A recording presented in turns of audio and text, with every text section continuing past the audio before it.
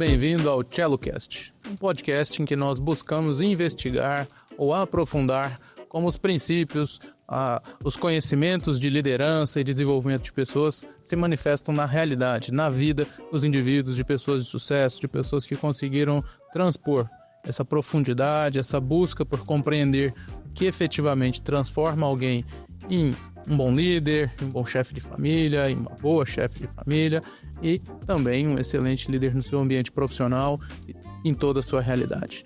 Hoje nós temos um convidado especialíssimo, Anderson Olímpio, paulistano, cristão, casado com a Laíse, pai orgulhoso da Nicole e do Lorenzo, apaixonado por inovação, tecnologia, liderança e cultura organizacional.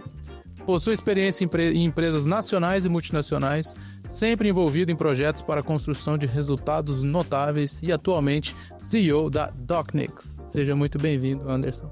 Muito obrigado pelo convite, obrigado aí por essa abertura, por esse ambiente aí extraordinário, pelo projeto de vocês. Parabéns por esse projeto que eu acredito que vai contribuir muito para ajudar profissionais e pessoas a realmente estarem crescendo. E bora lá, vamos compartilhar aqui, vamos ver se de alguma forma a gente consegue ajudar a audiência a poder se provocar e ali eles compreenderem o que é necessário para a gente poder estar crescendo juntos. Muito legal, obrigado. É um prazer tê-lo conosco. Obrigado por tirar o tempo para sentarmos e conversarmos. Se você topar, eu gostaria, assim, muito bacana, toda a construção atual, mas quando eu ouço uma construção dessa, eu fico imaginando, assim, como é que isso aconteceu? Como é que foi a caminhada dessa pessoa? Como é que ele chegou a conseguir construir todas essas experiências e toda essa visão que você tem hoje? Como é que foi a trajetória, Anderson? Essa daí é uma pergunta que nos provoca a refletir toda a nossa história, né? E isso nos traz lá atrás. Eu sempre falo que eu não acredito no caminho ali que vai te levar a esse resultado. Eu acredito que você vai construindo, vamos dizer assim, uma série de atitudes, uma série de resultados, conquistas ali, e isso vai te levando a estar pronto para uma oportunidade. Legal. E aí, Sorte é quando encontra o homem preparado, né? Perfeito, perfeitamente. Então, eu venho de uma família muito simples, eu acho que como boa parte do brasileiro. Nessa família, a minha mãe acreditava muito na questão da educação como um diferencial para você chegar a algum lugar. Você é de São Paulo, paulistano de fato, alguma região específica? Belenzinho. Belenzinho, eu não conheço tão bem, é uma região mais... É a região leste. De São Paulo. Eu vim para Goiânia muito cedo, eu sou filho de uma pessoa que nasceu em Itaberaí. E o meu pai é de Pernambuco. E se encontraram em São Paulo e ali...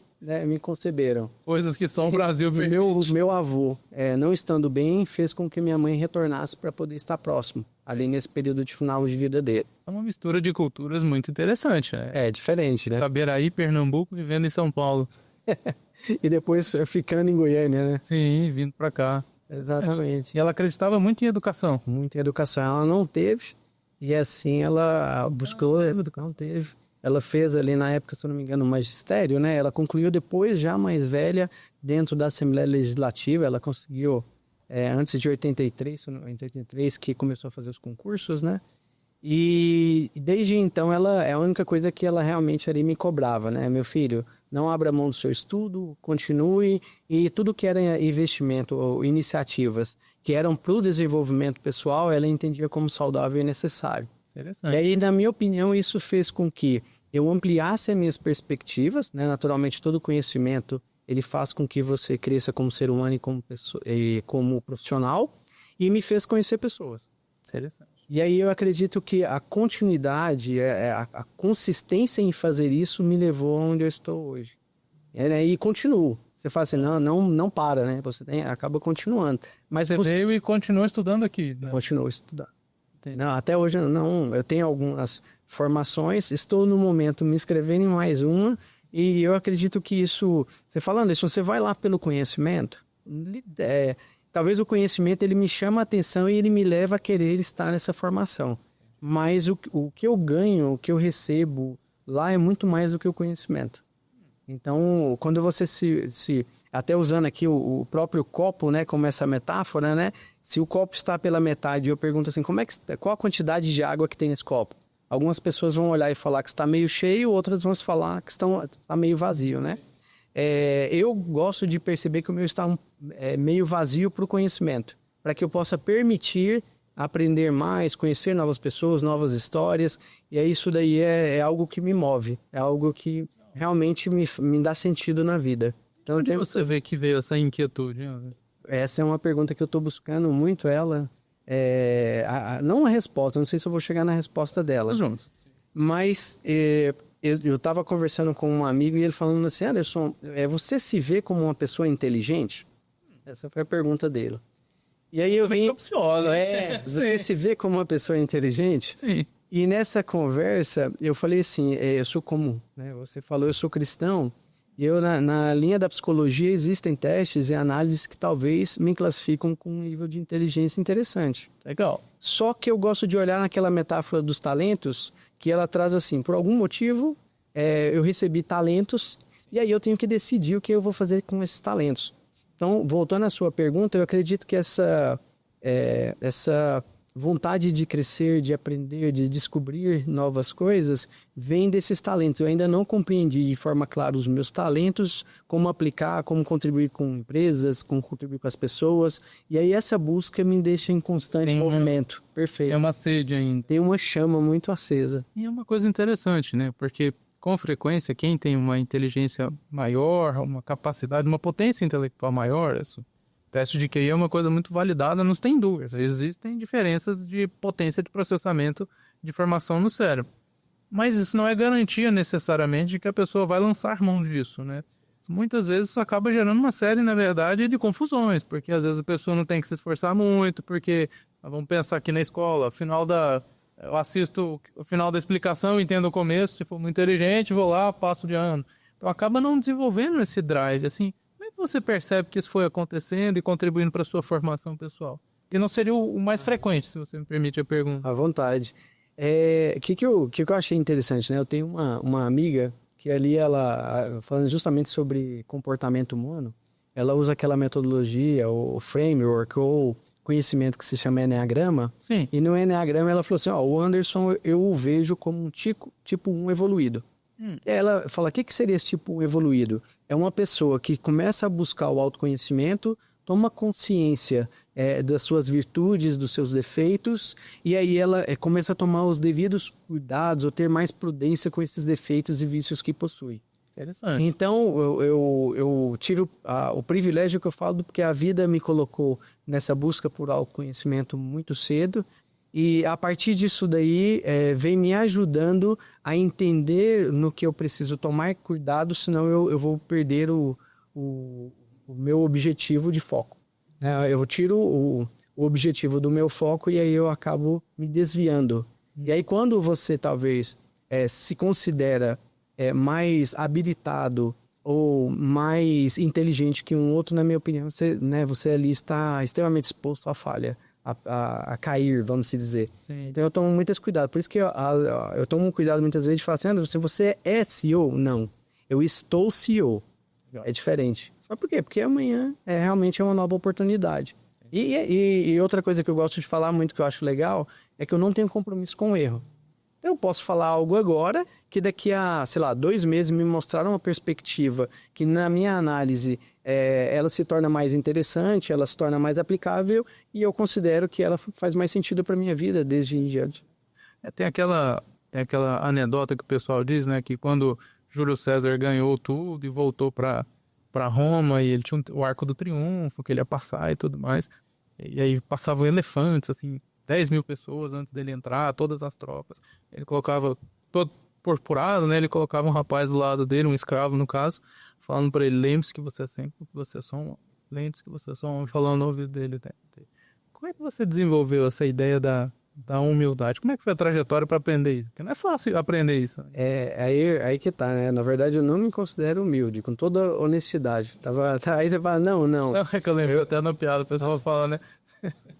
Quando você começa a se sentir humilde, fique atento. Porque agora que já foi, você não tá mais humilde. Tem a ver, né? Porque esse daí é um negócio. Até alguém ouvindo isso fala assim, isso é arrogância, isso de certa forma é um preciosismo.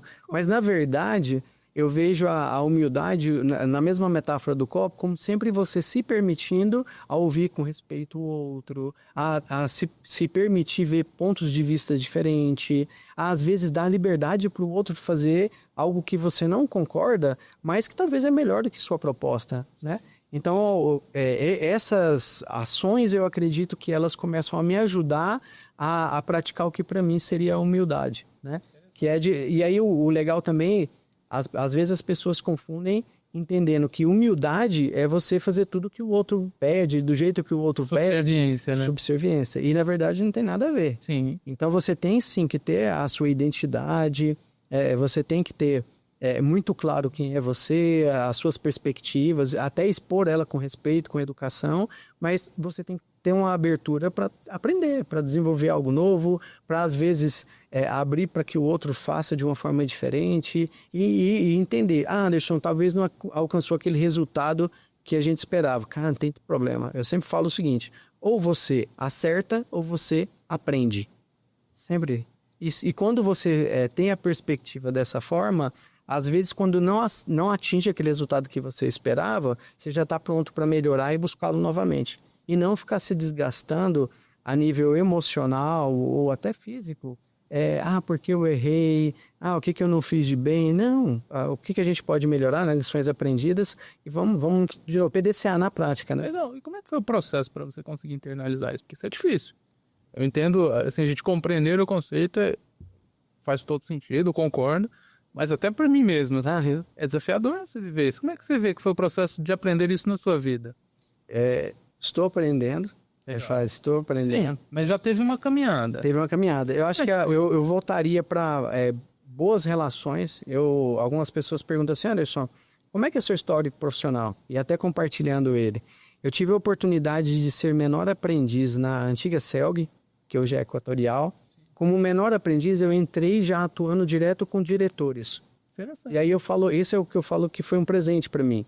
Porque são pessoas de uma visão mais privilegiada. De negócio, de decisões, riscos e por aí vai. E nessa oportunidade eu fui caminhando na minha jornada dessa forma. Então eu tive a oportunidade de ficar 4 anos lá. Então eu fui menor aprendiz, estagiário de ensino médio e depois terceirizado. Saí e muito novo fui gestor numa empresa de tecnologia voltada ali para impressões, cartuchos, etc. Aí eu depois fui para multinacionais. E aí, atuando nessas multinacionais, eu tive a oportunidade de ainda continuar trabalhando com ou o empresário ou a estrutura de C-Level. E isso daí me deu uma oportunidade de perceber as coisas através da lente deles, por eu não ter embasamento, maturidade, etc. E aí, pela parte de carreira, isso foi me moldando, na minha opinião. E na parte pessoal, aí eu vejo, sim, desafios que a vida veio me colocando e a busca pelo autoconhecimento, aí envolvendo terapia, envolvendo muita formação. Então, até abrindo aqui uma história que eu acho ela bacana, eu sou graduado na área de tecnologia. E quando eu me graduei na área de tecnologia é porque eu não queria mexer com gente. E aí você fala assim, como assim? O líder enroscou, hein? E aí? Eu fui pro meu servidor, para mim aquela sala fria que você só mexe com o computador, e ali eu descobri um ser que eu falo que mudou toda a trajetória da minha carreira. É o usuário. Aí você fala assim, por que o usuário? Porque o usuário de sistemas, muitas vezes, você vai ali ajudá-lo, ele abre ali um incidente, e quando você chega lá, ele vem e fala assim, não mexi em nada e deu problema, parou de funcionar. Só que você sabe que ele mexeu. Então tem os logs ali e você compreende que houve sim ali algumas tentativas. E eu fiquei pensando assim, por que eu, mesmo não sendo uma ameaça para ele não me fala a verdade?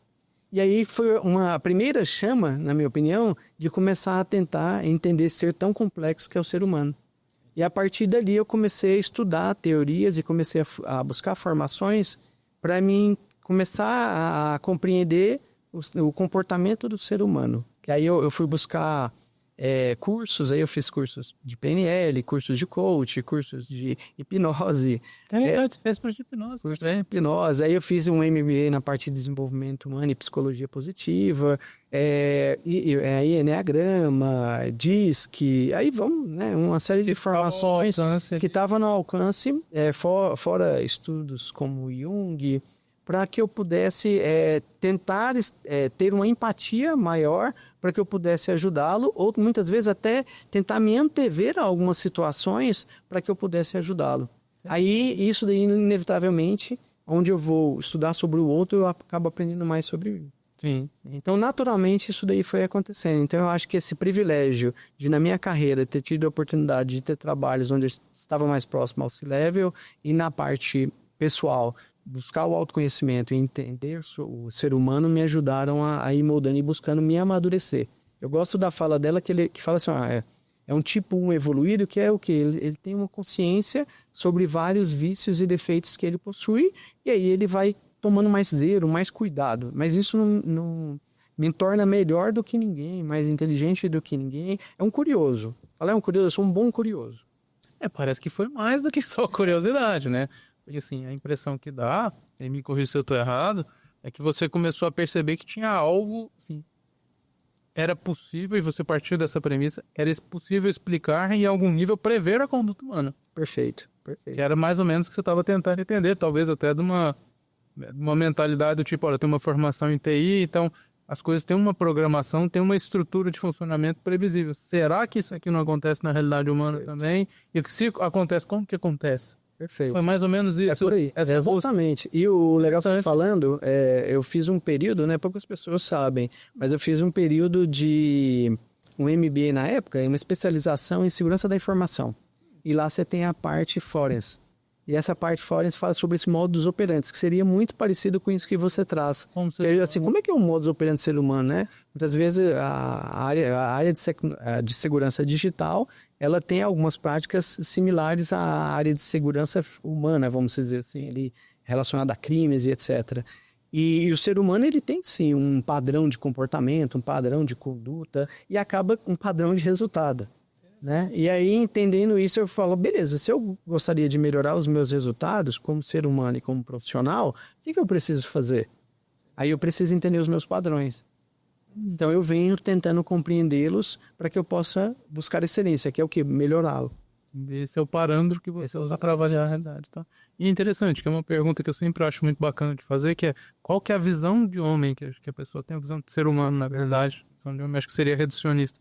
Essa visão do ser humano. E pelo que eu estou entendendo, existe um pouco dessa visão do tipo, olha, existem padrões de conduta que me aproximam, me afastam de certos objetivos ou de certos resultados. Você está na busca de quais seriam os padrões mais adequados, mais adaptados aos objetivos que você tem em mente. Exatamente. E um detalhe de que é muito importante você entender, né? Eu volto a citar a minha mãe que realmente tem uma importância e um impacto muito grande em minha vida, que ela vai me transferindo, não sei se essa é a palavra correta, mas ali os valores, virtudes, e aí você vai buscando se mudar e entendendo se isso não vai também conflitar com alguma virtude ou valor seu. Também não é qualquer tipo de padrão. Exato. Por quê? Porque às vezes, e na minha opinião eu posso sim ter cometido esse tipo de equívoco no meu passado, Nós, né, de você ter uma conduta que vai contra um valor seu. Sim. E aí isso vai servir, lembra que a gente ou acerta ou aprende? Isso vai servir o quê? De aprendizado. Legal. Entendeu? Então, estamos o tempo todo aprendendo, né? Eu falo que eu tenho um tempo que eu aprendo a ser esposo, tem um tempo que eu aprendo a ser pai, outro momento, conforme sua carreira, você aprende a ser empresário, você aprende a ser CEO, você aprende a ser líder de comunidade, e aí? Nesse sentido, o que você percebe que foram os padrões que mais fizeram a diferença na sua trajetória para essa construção em termos de liderança ou até dessa visão do CEO? Se eu fosse olhar, por exemplo, no meu histórico, lembrando um pouquinho de conhecimento e pessoas, eu sou uma pessoa muito entusiasta e eu acredito que, infelizmente, estamos perdendo isso, ali daquelas referências que construíam resultados extraordinários e muitas vezes nos inspiravam. Aí você fala, quais, por exemplo, né? Um Steve Jobs, que mesmo tendo a marca da Apple, seus produtos, a figura dele às vezes começa a ser cada vez menos falada. Um Ayrton Senna, Então eu sou daqueles jovens que teve a oportunidade de acordar de madrugada. Né? Domingo. Exato, entusiasmado ali, feliz por ser brasileiro, né? E por querer que realmente ele sendo campeão, parece que você se sentia campeão junto com ele, né? Então essas características de pessoas que são determinadas, pessoas que são autênticas, me encantam. Então eu busco me espelhar muito nelas, né? Essas pessoas que buscam de alguma forma também inspirar o outro a tirar ali aquela crença de ficar olhando ou gastando muita energia com seus limitantes, seus comportamentos que não te levam ao seu objetivo, né? Não os ruídos que a gente tem na vida, no dia a dia, nas amizades. Então eu gosto muito dessas pessoas, literaturas, histórias. Eu falo que é difícil você me convencer de algo muito ruim. Aí você fala, por quê? Porque o meu copo é tão cheio de boas histórias, de bons cases, de boas literaturas que falam sobre grandes feitos, que eu sempre, eu parece que minha primeira resposta é tentar assim, não, existe um caminho bom para a gente sair daí. Eu falo, existe. Até comentando sobre literatura, eu gosto muito de ler. E tem uma literatura que se chama Oportunidades Disfarçadas. Sim. Que ela veio, se eu não me engano, Carlos Domingues. E ele era um colunista que lá ele escrevia histórias de sucesso. Histórias que trazem pra gente uma mudança muito rápida na nossa vida através de decisões muito simples. E aí ele compartilha, ele pegou essas publicações que ele tinha feito e organizou em um livro. Hoje já tem a segunda edição também. Oportunidades disfarçadas. Oportunidades disfarçadas. E lá ele vai contando para você histórias como assim, vou dar um exemplo, um gelado que estava em Nova York, e aí esse gelado, sempre que alguém tomava, perguntava para ele assim, nossa, que delícia esse sorvete. Gelado picolé. Sorvete. Tá. Nossa, que delícia esse sorvete. É dinamarquês? Aí ele respondia, não. Aí a pessoa, Aí chegava o outro, nossa, que delícia esse sorvete. É dinamarquês? Não é. E aquilo ia incomodando muito ele, né? Passado um período, você está ali comprando Häagen-Dazs. Legal. E aí, o que acontece, né? Perguntaram a ele, o que é Häagen-Dazs? Ele não sei, mas sou dinamarquês. Entendeu? Por quê? Porque é saber também jogar as regras do jogo, é você saber recursos que você tem, é você conhecer o cliente, né, que você tem. Esse cliente pode ser sua esposa, esse cliente pode ser o seu filho, não só em negócio. Eu sempre defendo da gente ter um cuidado de buscar ser um ser humano e um profissional melhor, não ficar separando e querendo só um ou outro, né? Então eu acredito muito nessas histórias que quando você está num momento de muita adversidade, esse momento é para fazer você crescer, você se desenvolver, você aprender. Tem uma frase que me contaram uma vez e eu não esqueço dela, que fala assim, se algo em sua vida acontece de forma recorrente, é porque você não aprendeu o que deveria.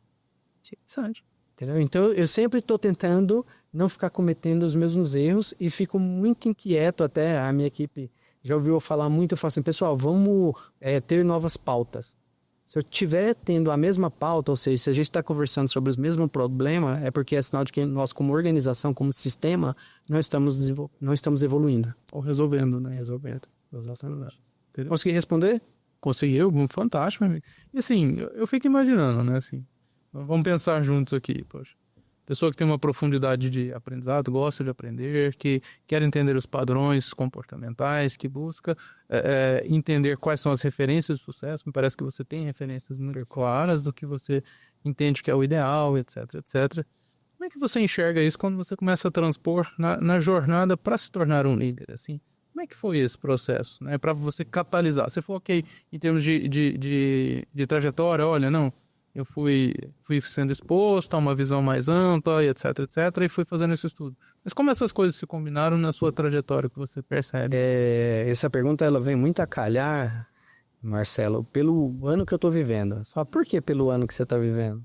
Esse ano eu falo que é o ano da identidade. Eu falo, o que é esse ano da identidade? Eu vejo que às vezes muito novo, você tem um conhecimento, mas não tem a maturidade devida, nem para poder talvez fazer uma análise com essa profundidade que você traz, e depois conforme você vai amadurecendo, ou até ficando mais velho, que não é a mesma coisa que amadurecendo. É possível envelhecer sem amadurecer, não é mesmo? Você acaba percebendo que você começa a refletir até que ponto você está se moldando demais aos ambientes que você está inserido. Que é um dos desafios, às vezes, da gente começar a olhar os padrões, etc.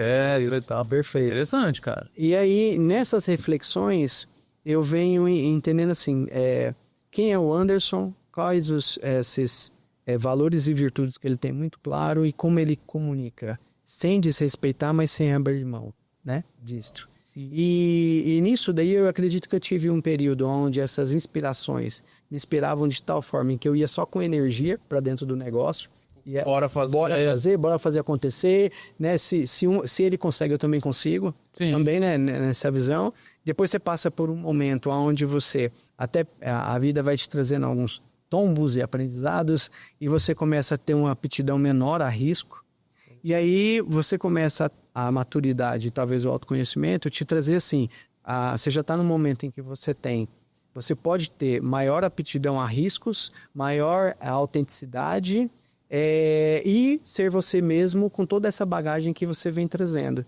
E aí essa bagagem é justamente, de alguma forma, o que cada livro, cada pessoa que eu conheci, cada formação que eu tive a oportunidade de fazer, veio me moldando e me trazendo a perceber, a criar as minhas percepções sobre mim e sobre o mundo, a realidade e as pessoas ao meu redor, né? Então eu falo que está em construção, mas o que me trouxe, me traz e me trouxe até aqui é eu estar nessa reflexão de forma contínua, a estar buscando moldar. Não quer dizer que está bom ou ruim. E outra coisa, eu não gosto de bom ou ruim, certo e errado. Sabe por que você não gosta, né? Por que isso te incomoda? Porque o risco de talvez me gerar um dogma é muito grande. E às vezes o dogma mais cega do que te faz aprender. Até no livro A Arte da Guerra tem uma fala legal que ele fala assim, os seus inimigos você tem que manter próximo. Às vezes o dogma te faz a não gostar tanto de uma coisa que você... as coisas que você não gosta, você gera uma resistência tão grande que nem chegam próxima de você. E ela talvez estando próxima de você, talvez te faria crescer mais. Daí você aprende até o que você não deve fazer. Mas sem estar próximo, você nem vê o que você não deve fazer. Então tem isso também. Então eu me provoco a tentar...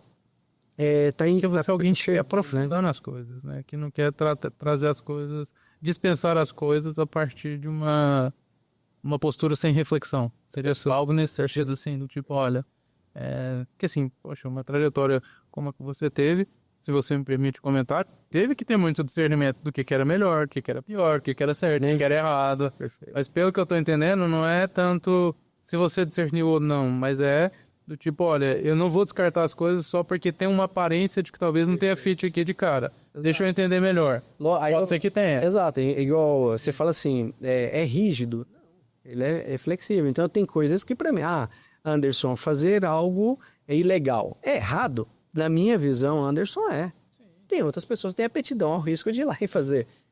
Realmente tem problema. Exatamente, mas eu entendi que para minha vida não faz sentido, né? Então tem essas coisas que são mais rígidas, mas na grande parte, eu tenho uma frase também que, aí é por isso que eu falo, às vezes eu pareço uma esponjinha, eu fui aprendendo muito com várias lideranças, e teve um líder, que tem uma oratória muito bacana, que ele falava muito assim, Anderson, existe a minha opinião, a sua opinião e o que realmente aconteceu. Vamos chegar a ver o que realmente aconteceu? Porque se nós permitirmos chegar lá, eu acredito que a gente possa ter um discernimento mais assertivo. Que legal. Então, o que eu tento ter não quer dizer que eu tenho. Então, a gente tem que tomar muito cuidado com isso, porque às vezes alguém ouvindo eu falar, fala, né, tem aquelas classificações que eu não acho saudável. Então ele é certinho, é perfeito, é isso? Não é isso. Mas o que eu busco é justamente ter a sabedoria e a humildade para poder chegar ou ouvir ou perceber essa terceira opinião. A minha, a sua e o que realmente aconteceu. Será que eu consigo chegar até a observar, a ver o que realmente aconteceu? Porque se eu chegar lá, possivelmente eu posso tomar uma decisão mais assertiva. Legal. Então, olha que interessante, Anderson. É bacana, assim, porque a gente vai percebendo da nossa parte, talvez um padrão interessante, assim. Olha, me parece que você é uma pessoa que busca se pautar pela realidade partindo da premissa que isso seria a verdade. Que existe uma verdade a ser definida e que a partir dessa verdade a gente pode tomar melhores ou piores decisões. Perfeito. Nem sempre ela é óbvia. Às vezes ela vem travestida de uma aparência que não parece bem ser o caminho, mas você está disposto a dar a oportunidade de ver se esse é o caminho. Você diria que esse foi o padrão do exercício da sua liderança que te ajudou nessa caminhada toda? Por isso que me ajuda até hoje. Uma coisa que lá atrás, né, não sei como as pessoas veem hoje, porque eu escolhi um pouquinho, vamos dizer, eu tive a oportunidade de liderar uma empresa de coaching no meu passado. Interessante. E nessa empresa de coaching, acabei fazendo diversas formações, e não só o coaching como o PNL, ela te ajuda a perguntar muito.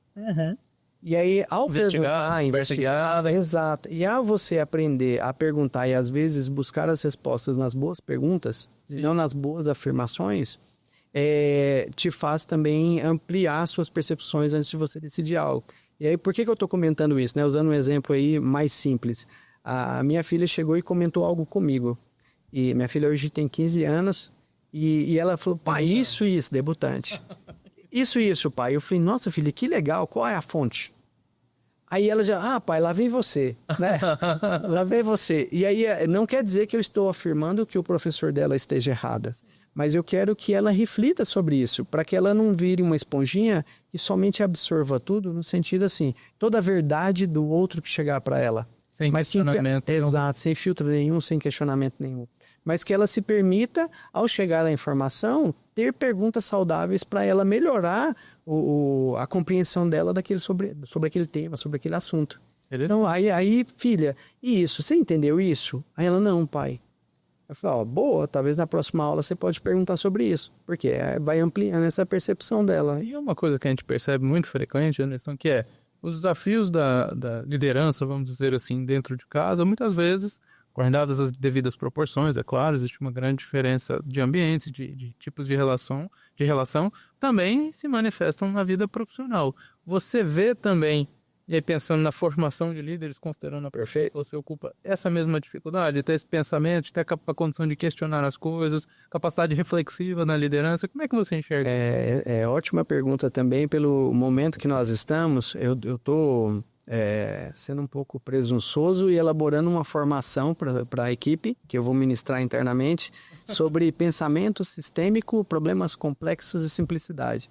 Aí você fala, por quê? Né? Até compartilhei isso com o Marcelo Gomes, que eu falei para ele assim, às vezes as pessoas estão com dificuldade hoje, e aí eu não sei se existe embasamento em estudos que estão falando sobre o uso de redes sociais, o momento com baixa profundidade de estudos que as pessoas se encontram e por aí vai, mas elas acabam tomando decisões sem conseguir analisar o todo, ou sem conseguir analisar todos os elementos que envolvem um sistema e que serão impactados com aquela decisão que ela vai tomar. E aí, de repente, ela toma uma decisão por impulso ou uma análise muito resumida da situação e gera um problema muito maior, achando que, na verdade, ela vai resolver as coisas. Só põe respostas simples para problemas complexos. Exato. E eu venho compreendendo esse desafio, né? Eu falo que lá no DocNix nós temos um compromisso, e eu falo muito com a liderança e com a área de pessoas e cultura sobre isso, de desenvolver pessoas, tanto para autoconhecimento, para ela se desenvolver e crescer como ser humano, quanto para a carreira dela.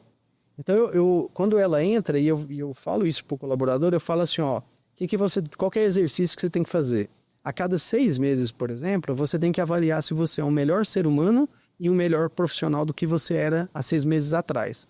Se você estiver nessa jornada, nessa evolução, ótimo, estamos tendo respeito ao seu principal recurso, que é tempo. Que você está dispondo o seu tempo para estar aqui com a gente, nos ajudando nos objetivos da empresa. Bacana. Então, assim, formidável. Se não estiver, nos cobra. Interessante. Então, eu peço para eles, nos cobra. E por quê? Para a gente poder corrigir. Então, eu volto a falar, a gente tem uma intenção de poder praticar e eles olharem e falar assim, nossa, está valendo a pena eu pegar meu principal recurso, que é tempo, alocar lá no DocNix, abrir mão de estar com a minha família, com as pessoas que eu amo, em agradáveis viagens e etc., para construir um Brasil com mais qualidade, que é o que a gente faz lá no DocNix. Então, eles olham e falam, tá valendo a pena, tá vendo com o impacto que a gente gera, tá vendo que às vezes o nosso produto, que é um sistema ali nos hospitais, ajuda a salvar vidas. E aí, nisso daí, ele fala, meu trabalho tem sentido, né? E se ele chegar no ponto onde ele vem e fala assim, cara, não está valendo a pena. Conversa com a gente. Fala, por quê? Porque, se necessário, a gente quer ajudar eles também a serem protagonistas. E para eles serem protagonistas, às vezes não vai ser nem no DocNix. Fala, não, vai ser não. E tá tudo certo. Desde que no período que ele esteve com a gente, ele entregue o 100% dele. Ele esteja realmente com a gente. Esteja presente. E eu acredito que a gente vem construindo algo bacana. Mas realmente está sendo muito desafiador. Entender não é... Até recebendo alguns feedbacks de próprio colaborador, ele fala assim, Anderson, não é toda empresa que tem essa preocupação. Lá a gente tem outra coisa que eu falo assim, nós temos 4 quocientes que a gente tem que buscar cotidianamente desenvolver. Consciente físico, consciente emocional, consciente intelectual e consciente espiritual. Então, e aí, quais as práticas que eu vou ter? Separando bem, que a maioria das pessoas acabam não separando espiritualidade de religiosidade, que são 2 coisas distintas. Dependendo da sua visão, elas são integradas, mas é importante você entender que você pode desenvolver a sua espiritualidade sem entrar diretamente na sua religiosidade, né? Então, isso daí... de transcendência. Exato, assim. Exato. Né? Com práticas ali que te ajudam a perceber maior até o seu papel aqui, né? Aquela famosa pergunta, né? Que tem uma pergunta falando, para que você está aqui? A nível de universo, por que você está aqui? Para que você está? Faz parte, né? É muito difícil a gente conseguir seguir diante de desafios se não houver algum grau de questionamento nesse sentido, né? Perfeito. Se for só por sobrevivência, chega uma hora que a coisa...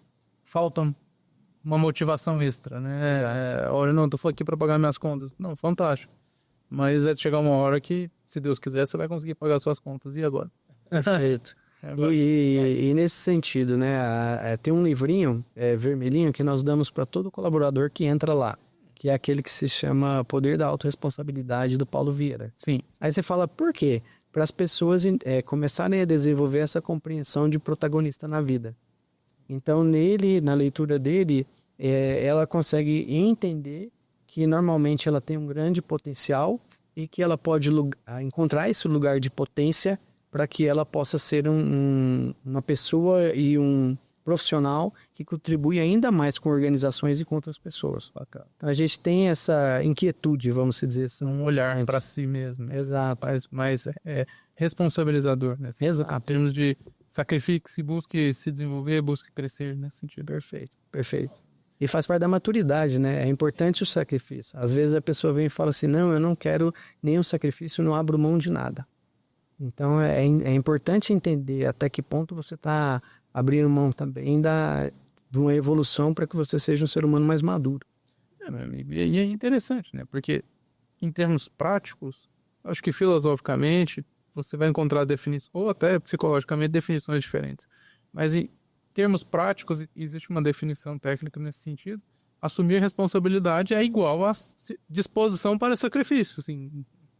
Não tem como diferenciar essas 2 coisas. Se eu assumo responsabilidade sobre um projeto, eu estou me dispondo a sacrificar meu tempo, minha energia, meu raciocínio para fazer aquele projeto andar. Então, a ideia de que não vai haver sacrifício, muitas vezes, é um pouco até... Preciosa. Sabe? Assim, não tem jeito. Assim, não vou me sacrificar por nada. Então, você está se sacrificando por si mesmo, só isso. Sim, perfeito. Ok, é uma escolha, mas existe sacrifício ainda assim. Nessa mesma linha, quando eu escuto a pessoa falar assim, não, eu não vou pagar o preço. Você vai. Preço você vai pagar. Preço você vai pagar. Sim. Aí depende, aí eu volto a falar sobre a questão do recurso de tempo. Você não tem como voltar o ontem. Então, se você usou o seu ontem para dar o seu melhor, para você realmente buscar resultados mais consistentes, para você crescer, ótimo. Se você não usou, também ele foi embora. Não tem como voltar dele. Não volta. Não volta. Então, você vai pagar o preço de qualquer jeito. Infelizmente, a maioria das pessoas só percebem isso depois de estando mais velhas, porque não teve oportunidade de amadurecer antes para poder ter essa percepção. Então, não sei se é um compromisso ou talvez uma inquietude que veio ali no DocNix, nós sermos esse fator de mudança, assim. A pessoa entrou, até eu já recebi esse feedback, fala assim, Anderson, não tem como passar um mês na zona de conforto no DocNix.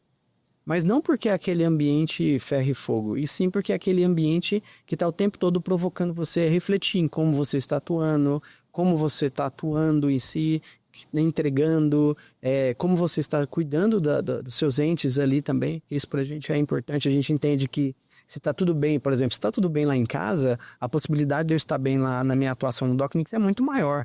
Se não está bem lá em casa, a possibilidade também de eu até tomar decisões ruins impactadas por isso lá dentro também é maior. O ser humano é um só, né? É um só, perfeito. Não tem essa separação. Não sei se você chegou a pegar essa época, antigamente é isso. Ó, seus problemas deixa lá de fora. Tira o bonezinho, daqui para dentro é diferente.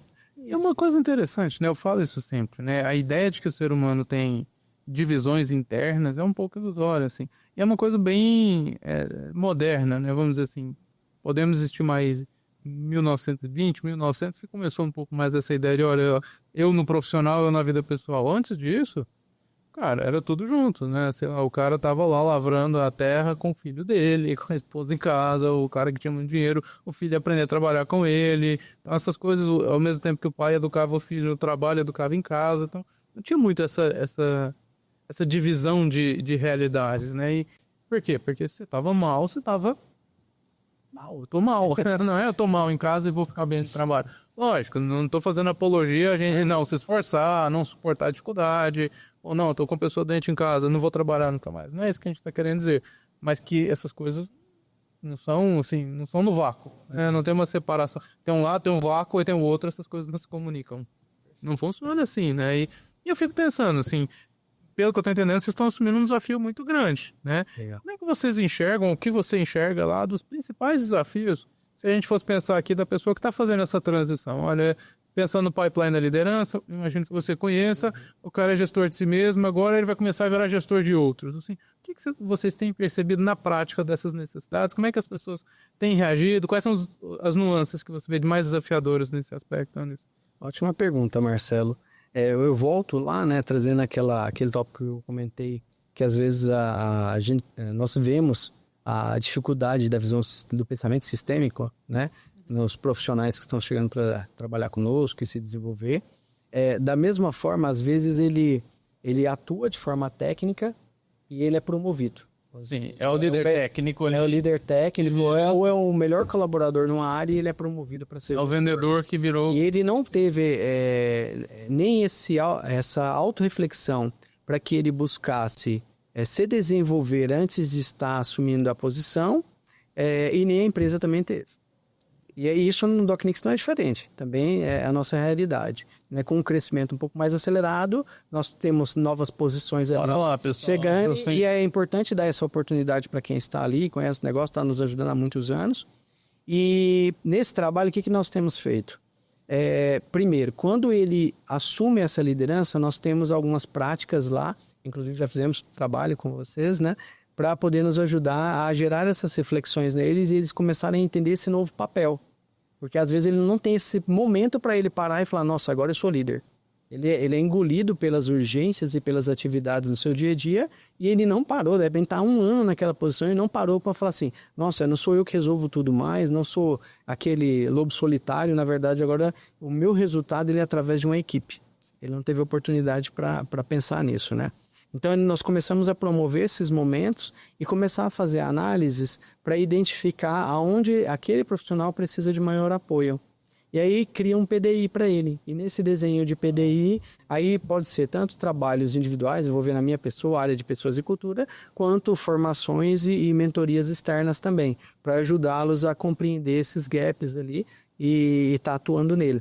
Temos tido ótimos feedbacks, então os trabalhos que vem desenvolvendo, as pessoas entendem que está saudável. E teve um ponto que é muito importante, que é nós entendermos que os negócios crescem de forma exponencial, as pessoas não. Não necessariamente. Então, não é assim, de um mês para o outro eu posso aumentar em 20% o faturamento, o crescimento do negócio. O ser humano ele não evolui, né, desta forma. Então, ele precisa respeitar o tempo e a jornada dele. Então, é importante você também ter essa compreensão de cada líder que você possui. E de repente você cria... Eu gosto muito daquele método do flow ali também, do professor Mihaly Csikszentmihalyi, que ele traz, né? Quando você passa atividades, tarefas ali, que estão acima do que talvez seria uma zona desafiadora para ele, você gera ansiedade e estresse. Quando você tem tarefas que, na verdade, estão subestimando ele, ou seja, são atividades muito simples para alguém que tem um potencial bem maior, você está gerando tédio nele. Então a gente tenta ficar observando isso também, para a gente, inclusive tem agora uma normativa, né, NR1, que ela vem com essa preocupação da empresa ter esse cuidado. No DocNix nós já temos, já era nosso, já é uma prática que nós temos, inclusive nós temos uma ferramenta que todo colaborador tem à disposição dele, que ele acessa e nela ele tem ali terapia, ele tem coaching, ele tem meditação, psicólogo e por aí vai à disposição dele.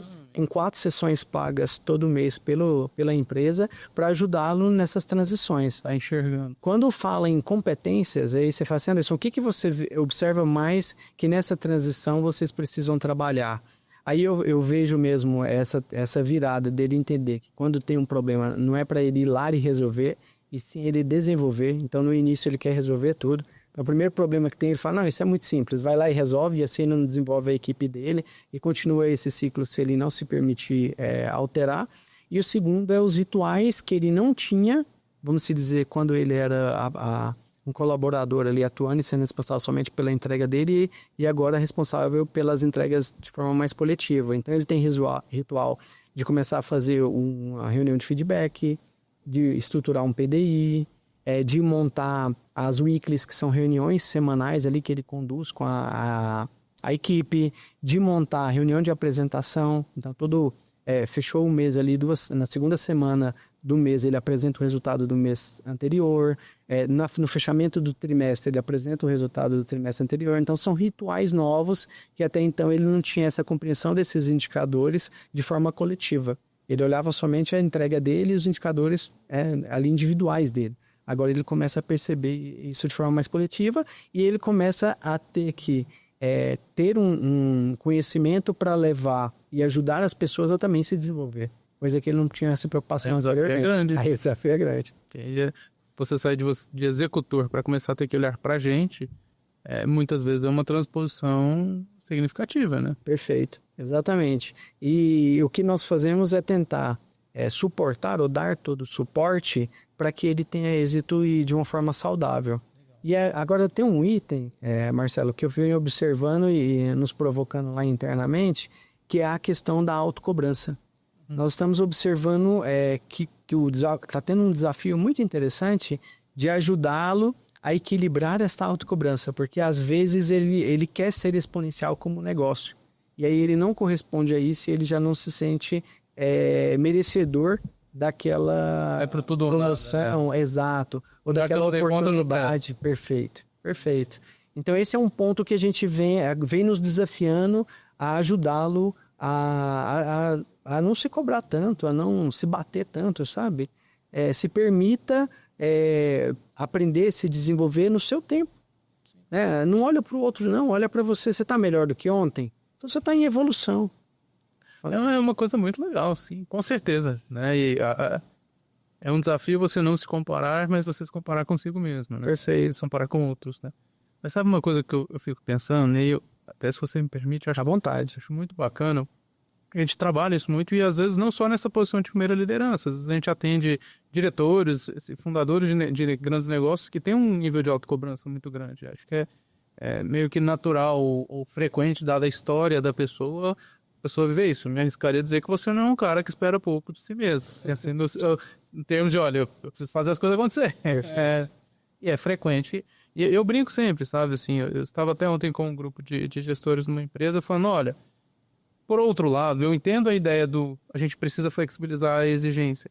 Mas por outro lado, se você parar para pensar em pessoas que te ajudaram a se desenvolver, com frequência ninguém vira e fala assim, não, foi uma pessoa que me deixou ali na minha, que não se preocupou muito comigo, que não exigiu muito de mim. Via de regra, a experiência humana é do tipo, olha, não, teve uma pessoa, teve uma profissional, teve um cara na minha vida, ele botava a barra lá em cima e eu falava, eu tenho que atender, eu ia lá atendido, né? E aí fica um dilema. E eu vejo isso com frequência, esse dilema. Mas e aí, como é que faz então? O cara tá se matando porque ele tá se exigindo, mas se exigir é a única forma de também, às vezes, crescer. Então, como é que resolve isso, né? Uma coisa que a gente vem trabalhando, que a gente percebe, que é uma coisa bem interessante, não dá para abrir mão da exigência. Perfeito. Porque se você abre mão da exigência, muitas vezes a gente fica complacente. E você prejudica os objetivos do negócio, Sim, né? como Equipe. todo. E você pode ir pro simples. Olha, não vou mais acordar cedo para treinar. Agora, a partir de hoje, eu vou acordar cedo para trabalhar. Eu vou acordar 8 horas, vou entrar às 10h30 no escritório. Falei assim, então, não só vai fazer mal pro negócio, mas antes até de fazer mal pro negócio, vai fazer mal para você. Você precisa se exigir, um grau de disciplina e de esforço. Então, o desafio, muitas vezes, que eu percebo é o quanto a gente consegue lidar com a possibilidade de não atender à exigência e ainda assim entender que você tem redenção. Porque às vezes a gente fica, ou eu abro mão da exigência e fico de boa, e aí tá tudo bem, ou eu exijo e vou ficar me sentindo mal o resto da vida. E a justa medida, que é a virtude, a justa medida entre dois vícios, aproveitando essa analogia, seria do tipo, olha, cara, realmente, eu poderia ter feito melhor, mas deixa eu te falar, eu fiz o que era possível, vou ter que aceitar isso, vou ter que perdoar aqui, peço perdão para quem tiver que perder, devo que pedir, devo, não nego, pago quando puder, aquela coisa, se organiza, mas próxima etapa. Porque aí se você ficar se pegando demais, aí começa a virar escrúpulo, melindre, e aí você vai perder muito tempo mesmo, né? Eu imagino que é nessa linha que você... Você falou ali da pipeline de liderança, né, do Rancharan. Sim. Ele te provoca em uma jornada, e aí você trouxe uma reflexão interessante, que eu não fui diferente lá no meu início, quando eu comecei a querer as funções, os cargos, a posição dentro de uma estrutura onde eu liderasse mais pessoas, inicialmente ela é motivada só pela questão financeira. Sim, Então você vai, quanto que ganha um diretor isso, Então isso é o que muitas vezes te gera um incômodo inicial para você buscar se desenvolver. Depois você vai entendendo outras coisas. O buraco é mais embaixo. O buraco é mais embaixo. Sim. E outra coisa interessante é o seguinte, conforme você vai escalando essa pirâmide de crescimento, você vai ficando mais sozinho. E aí no que você vai ficando mais sozinho, você tem mais desafios e normalmente as responsabilidades que você responde por ela, o impacto dela é muito maior, né? E nessa linha que você trouxe, me fez refletir uma coisa interessante. Nós tivemos uma profissional, até tentando trazer alguma coisa mais factível, que ela gostaria de uma posição de supervisão, e nós fizemos o alinhamento que talvez aquela posição não faria bem para ela, entendendo que se ela saísse da posição atual e escalasse, lá teria mais pressão e cobrança. E na posição atual, já está de uma forma de uma forma em que a gente entender que está ali próximo do adequado. E se eu vir para a supervisão, talvez eu vou... Vai passar do limite. Perfeito. E aí nós lá buscamos ter esse cuidado. Isso é uma coisa real que está acontecendo, né? A pessoa entra em sofrimento até. Perfeito, exatamente. E tem aqueles que realmente a gente tenta puxar e ajudá-los de uma forma em que a gente trabalha ainda usando a pipeline, eu misturo ela um pouquinho com a liderança situacional. Bacana. E aí nesse casamento, o que eu tento fazer? Beleza, ele está nesse momento na pipeline, mas qual que é a maturidade de liderança dele? Né? Seja psicológica, seja da tarefa. Como é que eu tenho que moldar o meu estilo de liderança para ajudá-lo, para ele poder evoluir, se desenvolver e alcançar os objetivos da organização? A organização, né, os negócios, as empresas, elas querem resultado e está certo. É isso que tem que ser entregue. Como eu ajudo e como a gente cria um ambiente colaborativo para que, mesmo as pessoas talvez não estando adequadas àquela função, ela consiga entregar o resultado de uma forma equilibrada, que desafie, que faça ela crescer, vamos dizer assim, mas que não gere sofrimento. Então nós estamos constantemente tentando achar. Eu gosto muito do Bernardinho, né? E diversas palestras, conteúdos dele, eu já tive a oportunidade de assistir, li literaturas dele, da mesma forma que o Senna e da mesma forma que um outro profissional que eu gosto muito, que é o Guardiola, que é um técnico, Joseph Guardiola, eles são pessoas extremamente que buscam excelência, exigentes ao limite, determinados ao limite, e que na verdade eles não ficam buscando justificativas. Ele quer entender o seguinte, não alcancei o que eu deveria, o que eu preciso fazer para que eu alcance? Pronto. Então, nós gastamos muita energia, trazendo até o exemplo que você trouxe, da pessoa ficar olhando e se depreciando ali, não, eu não consegui, eu não estou pronto. Não, vamos trabalhar para que você se perceba como pronto. O que a gente tem que fazer? Qual que é o plano de ação que a gente tem que ter para daqui 2 semanas você ver que você está em evolução e que você a cada dia está se moldando para que esteja melhor preparado para essa função? E aí nós vamos trazendo com eles. E uma coisa que eu fico refletindo muito, né? Nós estamos trabalhando também no negócio essa parte de reconhecimento e comemorar. Digo que uma empresa de tecnologia, por ser muito exata, a galera é muito racional. Então é assim... Cada um o seu sua baia. Exatamente. E nisso daí, e aí eu trago para mim que sempre a cultura ali do negócio tem muita reflexão a partir do CEO, do responsável pelo negócio. E aí eu fiquei refletindo, eu falei assim, cara, quando eu vejo o Pepe Guardiola e o Bernardinho, e muitas vezes eu vi em várias biografias do Senna, falando ali que eles mal terminam uma competição, e independente de ganhar ou não ela, ele já está no outro dia, ou muitas vezes 2 horas depois, já pensando na próxima, buscando identificar o que ele pode melhorar, e ele se motiva com isso, eu me identifico muito. Então eu tento compartilhar essa visão de assim, os desafios vão existir. Se você quer grandes feitos, precisa de grandes sacrifícios, você precisa de grandes desafios. E aí eu gosto de negociar de uma forma transparente. Aonde você se sente saudável? Igual voltando ao exemplo que eu dei do colaborador. Aonde você se sente saudável? Aqui, então tá tudo bem. O negócio precisa de alguém aqui. A primeiro momento lembramos de você, talvez não faz sentido, tá tudo certo. Aí beleza, vamos buscar alguém para cá. Pronto. Então até eu também gosto de tentar ser um pouquinho mais prático, mais simplista, sabe? Sim. Às vezes não quer dizer que é o melhor caminho, mas tem sido um caminho que nós estamos vendo que tá sendo saudável para nós, para o negócio, para as pessoas ali envolvidas. Entendi. Acaba focando mais na necessidade efetiva, concreta ali. Concreto, né? Já tem tanta coisa, já tem tanta... o volume de informações que a gente recebe, o volume de responsabilidade que nós temos, de papéis que a gente desenvolve, já é tanta coisa. Vamos criar mais, não? Né? Uma vez até compartilhando rápido aqui um item, um profissional estava com objeções lá na venda. Muita objeção, né? E aí ele me chamou, Anderson, me ajuda, não... Isso, aquilo. Aí eu vim e falei assim, vamos. Eu tenho uma prática que é muito comum que se chama Code Review, que nada mais é do que nós ouvirmos algumas ligações que ele fez, né? E aí sentamos ali e começamos a ouvir. Ouvimos 2. Ao ouvir as 2, ele começou a rir. E aí, por que ele começou a rir? Ele falou assim, Anderson, eu não tinha consciência que as objeções era eu quem estava criando. Então, na verdade, eu fazia perguntas, ou eu conduzia ali a apresentação para o cliente, de tal forma em que eu levava ele à objeção. Então não existia ela, eu criava ela. Então quantas vezes nós não fazemos isso na vida, né? Nós criamos os problemas, nós criamos as objeções, nós criamos, na verdade, as intercorrências que nós temos, né? Vamos tentar criar o que nos leva a crescer, a desenvolver e a estar mais próximo àquilo que a gente está buscando. Então, eu como ser humano, tento viver assim e compartilhar. É uma coisa interessante, porque eu acho que você já, intuitivamente, já começou até a responder uma pergunta seguinte que eu quero fazer para você, que eu acho que é muito importante até para a gente conseguir ser mais útil ainda, né? Assim, qual que é a sua visão de liderança? Qual que é a sua visão de ser humano? Talvez não seja a palavra certa, ideal, mas assim, a que você aspira. Uhum. Me parece que algumas coisas já ficam claras, assim. É alguém pragmático, de olha os problemas com simplicidade, não vou complicar o que não precisa. Me parece que é alguém bastante curioso, etc., pela parte da formação, etc., e também me parece que é alguém que tem um grau de determinação e energia e busca pela excelência muito grande. Exato. Seria isso? O que mais você enxerga? Eu incluiria um bom comunicador. Então, acho que a comunicação é um desafio muito grande, não só para o líder, mas para o ser humano. É diferente o que eu falo, o que você entende.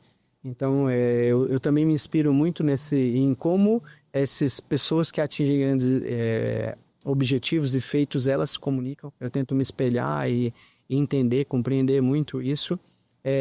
Eu gosto muito também de olhar, no meu caso, como cristão, Jesus Cristo, e como ele conduzia e resolvia as coisas. Por isso que eu falo assim, até ele não ficava correndo atrás das pessoas para elas virem. Ele convidava, fica para você. Eu sempre falo, né, que eu faço assim, ele abre a porta, mas quem entra é você.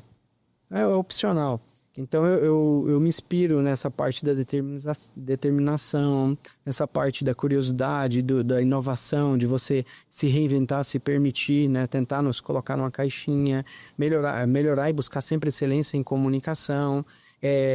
Hoje nós estamos em um momento muito privilegiado, né? Eu falo que hoje nós e nossos filhos muitas vezes têm uma vida que reis não tinham. Sim, mas o que temos de conforto, acesso eletrônico, tudo mais. Exato. É surreal. Mas beleza, e aí, o que você faz com isso? né? O que isso está gerando de crescimento para as pessoas, né, para a humanidade, para as empresas. Então tem algumas que usam isso de uma forma saudável e traz grandes feitos, igual eu trouxe ali o Jobs, mas você pega, por exemplo, o Google, né, pega a Amazon, quanto elas vêm nos impactando, facilitando e simplificando a nossa vida. Isso eu acho fantástico, acho lindo.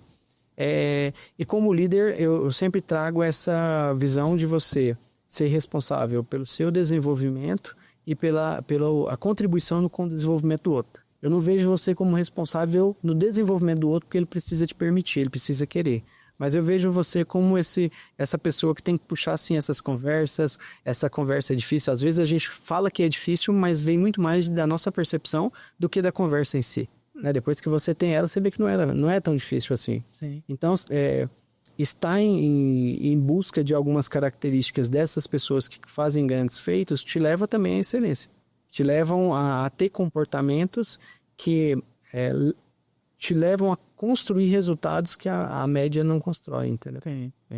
E isso demanda um grau de esforço maior, e toda a determinação, certa estratégia, imagina. E que vocês foram grandes estrategistas também. O Pep Guardiola, Ayrton Senna, Steve Jobs.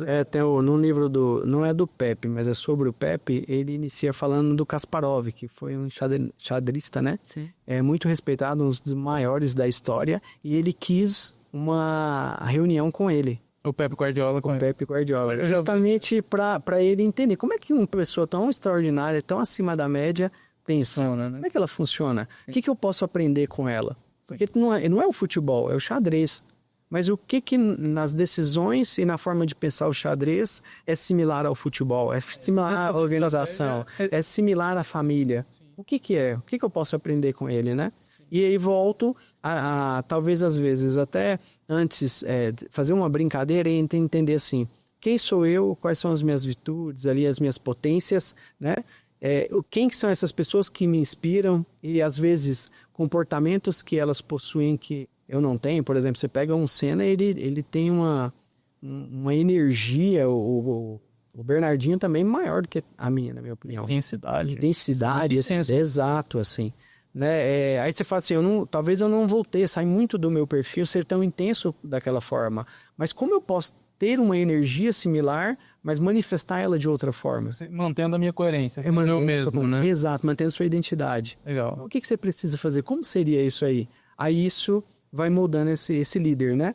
Mas eles são referências que me inspiram. Jesus Cristo, da mesma forma, ele por exemplo, falando em conversas difíceis, ele é uma pessoa, pensando dessa visão, né, bíblica ali, que olha o quanto ele simplificava conversas difíceis. Olha o quanto ele era ele, né? Tinha claro a sua identidade. Ele não ficava preocupado com o que você vai achar do que ele vai falar. Ele falava como ele pensava, com respeito, com educação, e você não é obrigado a ouvir. Você optou por estar ouvindo. Então, eu acho isso muito, muito importante, muito rico para o líder.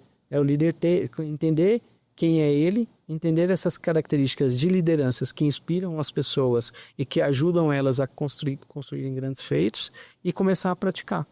Então, eu tenho muito para mim que essa prática leva à excelência, literalmente, né? Como dizia Aristóteles, né? Então, nesta prática, você entender o seguinte, um plano de trabalho. O que eu tenho que praticar essa semana? Quais são as atitudes que eu vou ter? Eu sempre estou correndo dessas conversas. Será que eu posso agendar elas? No início vai assustar, vai suar, vai doer, mas você vai vendo que não era tão difícil como você imaginava. Outra coisa, qual o tipo de atitude que eu sei que eu preciso ter e eu não estou tendo? Interessante. Né? Para que eu possa começar a realizar uma honestidade muito dolorida às vezes. Dolorida, perfeito. E eu teve um item que você falou ali sobre o sacrifício, que eu gosto de voltar a ele, para não romantizar a liderança. Então a liderança ela tem bônus e ônus. Então às vezes o líder ele quer ser intitulado em algum nível de liderança, quer ter o status, mas ele não quer assumir as responsabilidades e os ônus que vêm dessa é mais serviço, é mais sacrifício do que... quem não sabe servir não serve. Literalmente. Então, lá na empresa eu falo muito pro pessoal, comumente em algumas literaturas de administração eles trabalham a pirâmide de gestão, né, natural. Eu gosto de trabalhar com ela invertida. É só por quê? Para trazer essa visão de servir. Então eu não estou lá buscando nenhum objetivo do Anderson em si. O meu objetivo tem sim relacionado a fazer valer a pena o tempo que eu estou empreendendo, os projetos que eu estou envolvido, e a gente construir grandes feitos ali, resultados que você fala, pô, é gostoso trabalhar com essa equipe nesse projeto. Eu tenho isso comigo. Mas com a pirâmide invertida, você começa a observar o seguinte: quando eu viro ela e olho a quantidade de pessoas que estão ali aguardando, de alguma forma eu provei iniciativas para poder contribuir com elas. E entendendo que depois que eu inverter ela, o último não é o colaborador, é o cliente. Então, ao inverter ela, o último é o cliente. Então, eu estou chegando para o cliente e às vezes não é meu cliente, é o consumidor. A gente fala como assim? Pode ser que, de alguma forma, lá no nosso caso o software, ele esteja impactando lá o paciente no hospital. Né? Ele está impactando os remédios que estão saindo na indústria farmacêutica, né? Está impactando os alimentos que estão saindo na indústria de alimentos. Então é interessante você pensar dessa forma. É uma coisa bacana, assim. Me parece que intuitivamente ou intencionalmente você fez do que a gente percebe que é o repetido ao longo da história para se formar um líder. O que eu quero dizer com isso? Assim, o repetido ao longo da história é você precisa ter referências muito claras de quem você quer se tornar, quem são as pessoas que você gostaria de se tornar. O nome cultural disso seria uma transmissão, uma tradição, a palavra correta. Então, uma tradição de liderança. Me parece que você fez uma adesão, uma tradição de liderança muito forte, né? São pessoas de personalidade muito forte e com exercício de liderança muito claro. Bernardinho, Ayrton Senna, Josep Guardiola, o Jobs, em termos de criatividade, foi uma grande liderança, talvez não em termos de pessoas. Imagino que você já deva fazer essa restrição aí, etc. Apesar de o nível de exigência dele, disse, eu não conheço os detalhes, não trabalhei na Apple à época, mas que ele conseguia fazer as pessoas entregarem coisas muito além do que às vezes elas acreditavam que elas conseguiriam. A que preço? Bom, não cabe no nosso lugar. Como diz o bordão, acho que é latino, dos mortos só se fala bem, né? Tá tudo certo. Mas olha que interessante, você construiu uma visão de referências e busca e aspira e faz uma integração dessas lideranças para a sua realidade, e isso te ajudou na sua trajetória. E imagino que vai continuar te ajudando e etc, e vai encontrando novas e pessoas que têm uma comunicação mais forte ainda com você. Muito bacana. Agora, uma coisa até que eu até coloquei ali na pauta que eu acho muito interessante. E aí, tudo bem. Até a sua geração, a nossa geração no caso, ainda existiam essas figuras que tinham um consenso de realização baseado em exigência, entrega de resultados, que ainda existem muitas delas, mas nós temos gerações entrando no mercado de trabalho que não vêm com essa mesma visão, ou às vezes quando tem uma referência, se é que tem algumas, tem pessoas que estão entrando no mercado de trabalho sem nenhuma referência, assim, em concreto, ou referências esparsas. Ou às vezes com referências que não são necessariamente dessas virtudes ou dessas buscas, às vezes referências orientadas para a ostentação, referências orientadas para a busca do conforto, ou de um prazer mais imediato. Como é que você está enxergando o desafio de lidar com essas pessoas que estão entrando com esse perfil e até de moldar lideranças a partir disso, considerando às vezes que assim, você está falando uma coisa vindo de uma visão de mundo, de uma referência que as pessoas não têm nem familiaridade ou até avessa, ao contrário. Como é que você está enxergando isso? Não deve... E assim, essa é a pergunta que eu tenho feito para todos os gestores e empresários. Está todo mundo embarcado nessa dificuldade. Pela primeira vez na história, nós temos o volume de gerações trabalhando juntas, né? Nunca tivemos, eu não lembro se é 4, 5 gerações juntas no mercado de trabalho. Não é diferente no DocNix. Tem sido, sim, um desafio encontrar pontos de intersecção para todos. Então é isso. A referência geral. A referência geral, um nome que seja unânime, uma prática que seja unânime, porque muitas vezes são motivações totalmente diferentes, né, de uma geração para outra. O que nós estamos tentando fazer, aí eu volto a falar uma coisa que eu gosto muito, que é assim, como nós vamos chegar até aquele caminho, nós definimos ali, nós temos lá na empresa os valores, temos os norteadores, que nós esperamos que na construção dos resultados, eles sejam respeitados. Agora, se eu te convido para nós chegarmos até um destino, pode ser que nós escolhemos caminhos diferentes, não saímos desses norteadores e desses valores e chegamos até o destino juntos. Ou assim, separado, mas eu falo juntos, chegamos lá de forma saudável. O que a gente tem tentado praticar é isso. Então, como é que eu consigo deixar você escolher o caminho, o transporte que você vai? Você vai Por exemplo, um vai talvez de patinete elétrico. Tá tudo certo. O outro quer ir de bike. O outro quer ir de carro. Um vai pela avenida principal, que acha mais segura. O outro já quer ir pelas avenidas paralelas ali, né? Ele acha que não tem trânsito, mais rápido, né? Então, falando a nível de conceito, o que nós estamos tentando praticar é definir os desafios, OKRs, né? Na parte de tecnologia, a gente trabalha muito com OKRs. E esses OKRs nada mais é do que resultados ali que precisam ser alcançados. E aí, esse resultado, como é que você vai alcançar ele? Aí, o que nós estamos percebendo, uma vez eu vi uma fala que atribuíam ao Bill Gates, não sei se é verdadeira, que ele falava que o brasileiro, avaliando os desenvolvedores, era um dos mais preguiçosos do mundo e que isso era uma característica positiva. Porque, às vezes, ele encontra formas de resolver problemas muito simples que ele não pensaria pelo pragmatismo que outras culturas brasileiro na exato. Outras culturas não teria. Então ele vai lá e resolve assim, que ele fala, cara, nunca pensei isso, é coisa de brasileiro, né? Por quê? Porque ele resolveu rapidinho e já tá de boa, vamos dizer assim. E o que a gente vem tentando fazer é respeitar essa individualidade, não abrindo mão desse valor, não abrindo mão, igual você trouxe, da excelência, né, da entrega com qualidade, dos indicadores que envolvem aquela função, mas deixando ele se sentir confortável de usar técnicas, frameworks ali que ele possui para poder chegar até aquele destino. Então a gente viemos tentando acomodar. Na parte de desenvolvimento humano, aí tem sido um desafio um pouquinho maior. Eu imagino. Por quê? Porque as crenças são muito divergentes ali, né? Totalmente buscam motivadores e um significado de vida de forma muito diferente. Aí nesse caminhar, o que nós estamos fazendo, aí está fazendo o jabá, é justamente trazendo profissionais como você, que leva para eles essas reflexões para assim eles chegarem a conclusões sozinhos. Aí você fala, como assim sozinhos? Você traz provocações, perguntas, para que eles, ao refletir aquilo dentro das suas crenças, da sua forma de buscar o crescimento na vida, encontre ali respostas e essas respostas façam crescer ele como pessoa e como profissional. Sim. E aí, isso não foi evasivo ao ponto de definir assim, pessoal, vocês têm que fazer isso desta forma. Não. Às vezes ali cada um te resolveu um problema que você deixou, um exercício ali para eles te devolvem 15 dias depois de forma totalmente diferente, até criativa, onde você aprende com eles também, né? E isso tem sido saudável, isso tem sido gostoso. Não. Mas é um desafio. Por exemplo, no meu caso, eu ainda tenho, igual eu compartilho, essa obstinação, determinação, disciplina, excelência, são características que eu tento preservar e até muitas vezes desenvolver em mim. E eu vejo o desafio de ter que trabalhar com uma pessoa que não tem essa chama, não tem essa vontade, essa gana, às vezes não deixa de me incomodar. Não.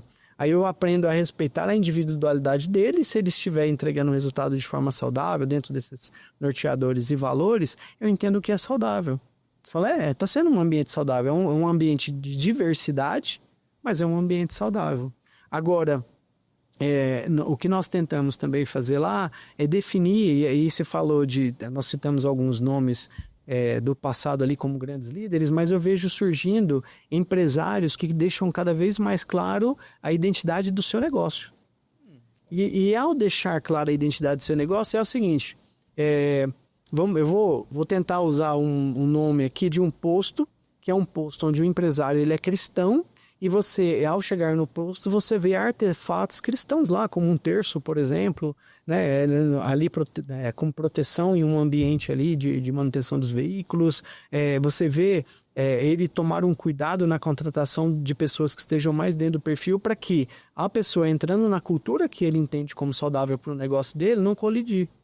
Então eu vejo várias lideranças. Em Goiás nós temos um empresário no segmento ali de moda, que ele é um empresário que cada vez mais vem se destacando a nível nacional, um culture style, vamos dizer assim, que é vendendo mais ali para o mercado agro, para o mercado do interior no Brasil, e ele também tem muito posicionado assim, quem é a nossa empresa, quais são os nossos valores aqui, o que a gente aceita, o que a gente não aceita, para quê? Para que o profissional, antes de entrar, também possa entender se aquele ali é um ambiente que é saudável para ele. Entendi. Então, nesse conflito, ou nesse momento, na verdade, de gerações do mercado de trabalho, eu vejo isso acontecendo. Aí isso facilita, na minha opinião, sim, a questão de entrar pessoas que, de alguma forma, seja pela educação e influência que elas receberam nas suas famílias, ela compartilha Os valores do os negócio. valores do negócio. Visão de mundo. A visão de mundo. Então, isso tem acontecido com alguns empresários hoje. Aí isso é mais no Brasil, por incrível que pareça, do que pelo menos que chega e que eu estou vendo, do que fora. Então, assim, eu vejo vários empresários brasileiros se destacando nesse sentido. Interessante, meu amigo. E é uma iniciativa que permite ambas as partes chegarem num acordo muito melhor. Perfeito, muito saudável. Eu acho muito saudável. E aí você fala assim, isso aí é enrijecido, atrapalha talvez a criatividade, atrapalha você trazer para sua empresa profissionais de N culturas, N ideologias espirituais, religiosas. Não atrapalha. Eles conseguem estar num ambiente com muito respeito, trabalharem e construírem as coisas juntos, se integrarem, né, que é uma coisa até que, para mim, como questão, trazendo ali o Papa Leão, ele já vem também nessa abertura de integrar, de você vir eu não vou abrir mão do que eu penso e do que eu acredito, mas eu gostaria de ouvir você, eu gostaria de aprender com você, né? E assim ele se permite, né? E às vezes você vê pessoas usando, no meu caso, a Igreja Católica, que são mais extremas. As extremas é assim, não deve ouvir não. Por que não? Qual o receio, qual o medo você tem? Então, tudo isso é aprendizado. E na empresa não é diferente. Trazendo isso, que é até uma reflexão para as pessoas, é assim, a Igreja Católica, ela é muito rica na visão de negócio. Porque se pegar uma empresa de 2000 anos, é fantástico. E ela se mantém, daí você fala, Anderson, tem N problemas, tem isso, tem aquilo, como todo negócio. Como todo negócio. Então, esses negócios ou essas estruturas que são mais do que centenárias, milenares, ela nos traz também um aprendizado, se nós permitirmos, muito grande. Que elas não chegaram até onde chegaram de qualquer forma. Então, assim também eu tento entender. O tempo todo eu estou olhando algumas empresas e falo, nossa, como é que essa empresa, fazendo os benchmarks, né? Como é que essa empresa resolve ou busca resolver esse problema? O que ela faz? Como é que ela consegue colocar pessoas de gerações, culturas, religiões, tudo diferente, trabalham de forma harmônica, conseguem criar sinergia para o mesmo objetivo, para o mesmo significado e construir algo realmente notável? Como é que elas fazem isso? E aí nós estamos o tempo todo tentando aprender também. Você quer tentar entender a essência das coisas. Perfeito. No exemplo da igreja, o que é a essência? Talvez não uma empresa, porque o fim é diferente, etc. Mas é entender o que é a essência do que a sustentou. Pelo menos aí entra, lógico, no debate do espiritual, etc, mas em termos humanos, o que a sustentou, se é que houve esse elemento. É isso que você busca. Exato. E aí até pegando você tem as organizações, né? Você tem a do primeiro, do segundo e do terceiro setor. E aí quando você vai olhar elas, algumas, por mais que ela não tenha como fim a questão financeira, ela precisa sim captar recursos para que ela possa fazer a sua manutenção e crescer, né? E em todos os sentidos. O que eu vejo, e aí até, porque você falou isso, me lembrou muito assim, por exemplo, quando você pega uma empresa em si, como uma Disney, a Disney é uma empresa que gera um encantamento, ela gera uma conexão emocional com a marca e os produtos dela, que muitas vezes ela aprendeu práticas com organizações do terceiro setor. Ela não aprendeu no segundo setor, que seria o privado ali dela. Ela foi lá nas organizações sem fins lucrativos e entendeu assim, por que as pessoas que aqui participam criam essa conexão? Lá, no caso, por uma questão espiritual. E na Disney, como é que ela faz? E na Apple, o que faz uma pessoa investir 2, 3 vezes o valor de um outro smartphone para poder ter um iPhone? Então, isso são coisas que no DocNix também nos provocam a refletir. Então, assim, né? Por que ela está disposta a fazer isso? O que na percepção do cliente, do consumidor, gera tamanho valor para que isso aconteça? Eu joguei um desafio esse ano lá para a equipe, que eu falo assim, eu não quero ter nem colaborador e nem cliente, quero ter fã. E para que eu tenha fãs, eu preciso aprender com essas organizações, né? Do primeiro, do segundo e do terceiro setor, que elas têm muito a nos ajudar a compreender para que eu possa gerar tamanho impacto e agregar tamanho valor para as pessoas, que elas se sintam felizes de fazer parte de alguma forma dessa construção. Porque o cliente de um produto da Apple, ele vende a Apple o tempo todo, ele comenta a Apple, ele apresenta a Apple, ele expõe a marca e por aí vai, né? Não é assim, diferente desses outros negócios que encantam também. Como eu trouxe igual, falando de uma empresa brasileira, o Nubank, né? Nubank, olha a movimentação que ele está fazendo no mercado bancário. Olha que transição, e agora ele vai para telefonia. Ele, né, falando de problema, de desafios, ele gosta de problemas grandes, né?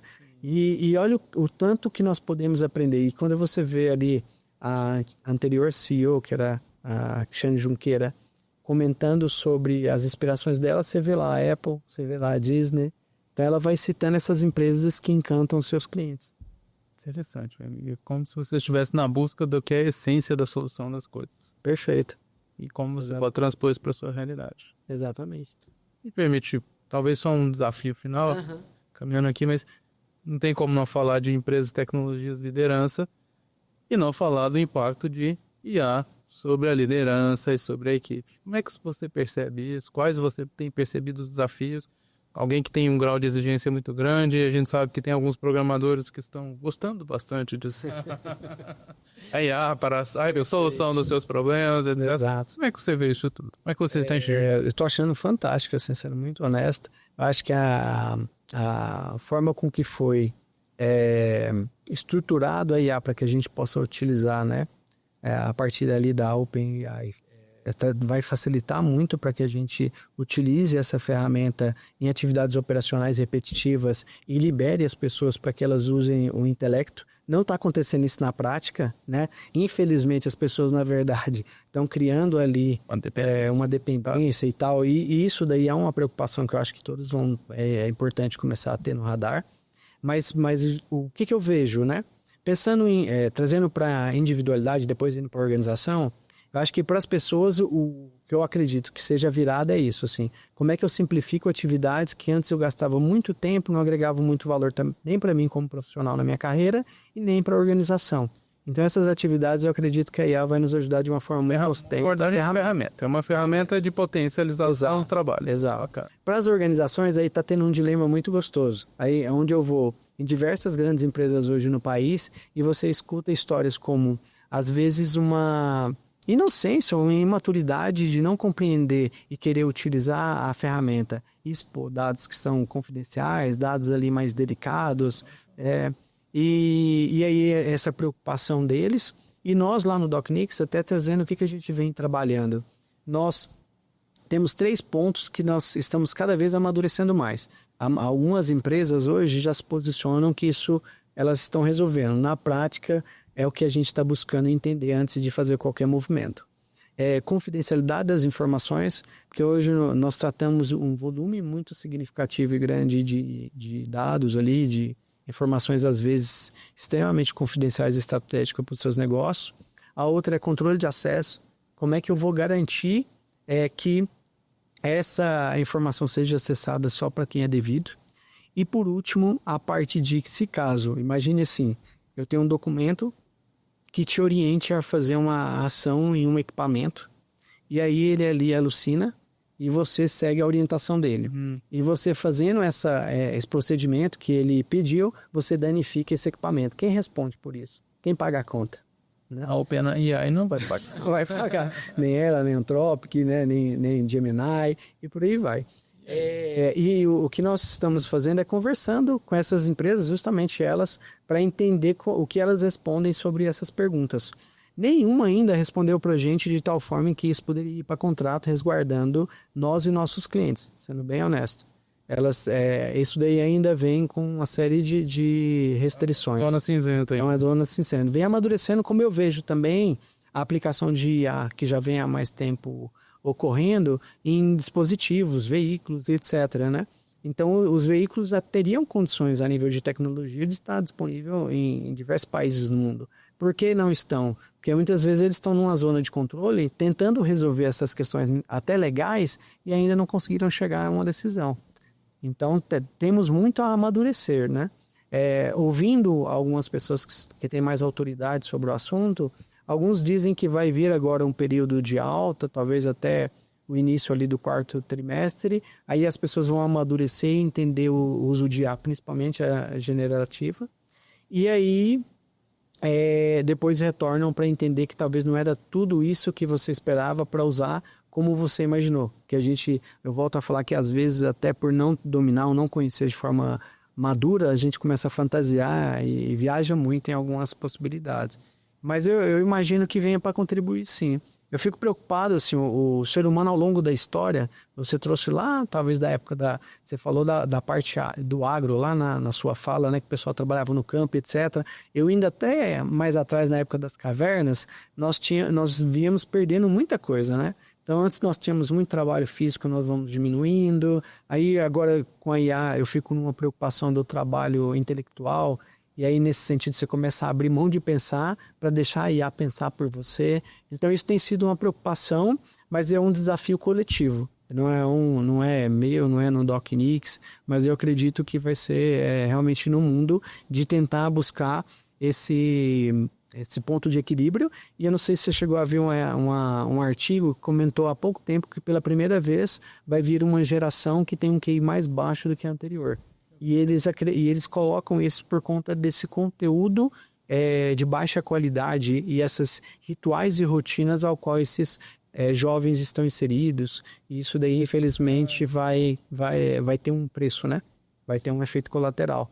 Então, essa é a parte, assim, seja no uso para as organizações, seja no uso pessoal, como é que eu posso utilizar para realizar atividades de baixo impacto intelectual, vamos dizer assim, ou repetitivas operacionais, e continuo fazendo as que realmente são de alto valor agregado, né? Realmente não substituir o cérebro pela IA. Eu acho muito bacana a sua abordagem, se você me permite dizer, e assim, eu vejo às vezes uma tendência meio catastrófica, muitas vezes nessas novas tecnologias, que eu acho que também não é uma abordagem muito saudável. Olha, isso aqui vai acabar, todos os empregos vão acabar, etc, etc. Olha, não é bem assim, não é bem assim. Computador veio, celular veio, smartphone veio, a gente se adequou, lógico, houveram pessoas que perderam o emprego, que tiveram a condição muitas vezes de se adaptar, etc, etc. Mas uma coisa que me preocupa muito é esse desdobramento que você trouxe, né? Porque uma coisa que a gente percebe, eu até te ouvi sobre esse tema, assim, a IA vai depender muito do usuário conseguir utilizá-la. Perfeito. Né? E aí a impressão que me dá é que a gente começa a se ver meio na posição do tipo, ou eu domino essa ferramenta, ou essa ferramenta meio que vai me dominar. Então, uma competição, né? É do tipo, olha, eu posso ter o domínio dela, se eu tiver pensamento crítico, como você falou antes até da história da sua filha, para conseguir fazer as perguntas e duvidar do que não me parece que tem sentido dentro da IA, eu consigo usá-la de uma forma que ela me seja útil. Porque eu vou questionar o que ela me traz, eu vou ter discernimento, eu tenho referências da realidade, eu vou ter um filtro, eu não dependo dela, ela me serve. Agora, se eu entro por outro lado, em termos de, olha, eu não tenho referência, o que ela me traz eu trago como verdadeiro, e eu não reflito, eu não questiono, eu não aprofundo, aí provavelmente você vai ficar dependente, e aí não vai ter muita diferença entre a IA funcionando ou você lá, porque a IA tá... Perfeito. A impressão que me dá, e aí vindo, lógico, da minha perspectiva, que é um olhar mais para a ideia de comportamento, desenvolvimento humano, liderança, a impressão que dá é que esse dilema está começando a se delinear. As pessoas que ainda não conseguiram falar assim, olha, isso aqui que você está falando não faz sentido. Elas já estão começando a ficar um pouco vendidas na situação. Perfeito. Né? Agora tem um item que você trouxe que é bacana das pessoas refletirem, e eu não só concordo como eu trago fatos, né? Que é o volume de oportunidades que nós temos no segmento de tecnologia disponíveis que não tem profissionais para ocupá-los. Então, é natural nas evoluções que teve, nos ciclos que teve na humanidade, algumas atividades elas deixarem de serem necessárias e outras surgirem. Né? Ninguém tem mais. Cobrador de ônibus. Cobrador de ônibus. Exato. Então, assim, isso é natural, né? Agora está acontecendo essa transição quando você pega nos supermercados, né? E aí ali nos supermercados está tendo um autoatendimento, e esse autoatendimento vai para diversos outros negócios também. Então isso é natural. Agora o legal eu volto a falar nessa visão otimista. o que eu posso fazer para que eu aproveite essas novas oportunidades que estão surgindo, ao invés de eu ficar, quase o que mexeu no meu queijo, né? Ao invés de eu ficar gastando e refletindo sobre o porquê que não vai ter mais o caixa, deixa eu entender agora quais são as possibilidades que estão disponíveis, quais que eu me identifico mais com ela e o que eu preciso fazer para estar apto para poder ocupar ali aquela posição. Então, nessa visão, tá com muita oportunidade, mas muito assim. Às vezes, a minha baixa compreensão sobre algumas funções, eu vejo várias oportunidades abertas, eu não tenho a menor ideia do que se trata, né? Então, agora você tenta abrir engenheiro de prompt para IA. Então, você fala assim, é um especialista que ele vai ser muito bom em perguntas em inglês para IA, para que ela entregue um resultado melhor, né? Ou para que eu possa treinar ela para que ela esteja mais apta a atender ali os seus usuários e etc. Então, tem muita oportunidade surgindo, muita coisa bacana também. Então, eu sempre convido as pessoas nesse sentido. Vamos olhar as oportunidades que estão surgindo, as portas que estão abrindo ao invés das portas que estão se fechando. Aí ele vai se surpreender, vai gerar, na minha opinião, esse otimismo, essa visão mais bacana do momento e a possibilidade de realmente ele ir lá, fazer acontecer, entregar e estar numa descarga é muito grande, muito grande. Agora ele tem outro caminho a seguir que é o que eu não desejo para ele, que é ficar justamente olhando o que está na mudança, deixando de existir, ficar se lamentando e talvez lutando para manter. Aí não faz sentido, né? Porque tem algumas mudanças que já foram, já estão correndo. É uma luta meio ingrata, né? Ingrata, exatamente. Você trouxe várias percepções, Marcelo, sobre isso, assim, da pessoa realmente, a partir desse autodesenvolvimento, ela ter uma visão mais protagonista. Então, em vários momentos você traz essa reflexão e a importância dela agir. Por quê? Porque não adianta também eu refletir, aquela ideia, tem uma fala que eu gosto que fala assim, entre uma pessoa que sabe e não faz e uma que não sabe, qual que é a diferença? Porque a que sabe e não faz, ela não gera resultado, da mesma forma que a outra que não sabe. Então o legal é o quê? Busca saber e aplicar. Então vai lá, exato, vai lá. Potencial não realizado, que nasce. Não faz diferença nenhuma. Não faz diferença nenhuma. Então, qual que é o seu... Anderson, mudou meu lugar de potência. Eu talvez isso. Meu lugar de potência foi lá em redes no passado. Teve um período ali na área de tecnologia, eu montava toda uma estrutura de tecnologia para a organização e deixava tudo lá ok. Aquele era o meu lugar de potência. Aí eu falei, cara, mas não está fazendo sentido. E aí mudou esse lugar de potência, né? E hoje eu estou em busca de entender assim, será que eu posso contribuir mais? Será que realmente a gente pode construir resultados em projetos ainda mais notáveis? E aí, interessante isso. A inquietude continua. A inquietude continua. Ela pode, a minha preocupação é se ela... Está no momento... Entendi. Entendeu? Não apagar o foguinho. Não apagar o foguinho, né? E eu tento aprender muito com os papéis também que eu desenvolvo. Você falando assim, a liderança, às vezes a gente separa, você falou muito sobre não separar.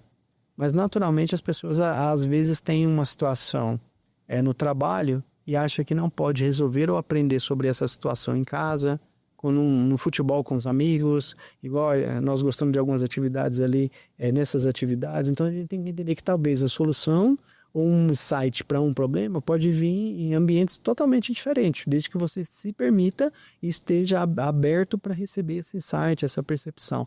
Então tem muito isso também. Às vezes eu aprendo muito com meus filhos, com a minha esposa e levo lá e falo, já sei como é que eu vou atuar amanhã nesse trabalho. Eles não têm a menor ideia disso. Falo, não.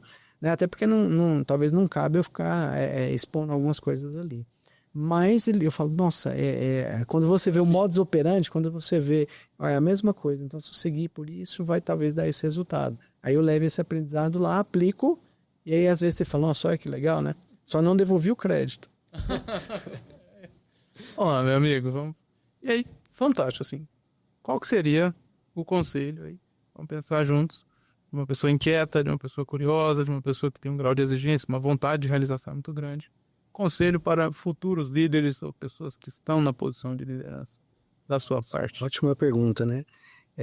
Essa questão do conselho, ela vem de uma forma muito interessante, porque eu não acredito na bala de prata, mas eu acredito nessa consistência, nessa determinação e nessa busca por evolução, por crescimento.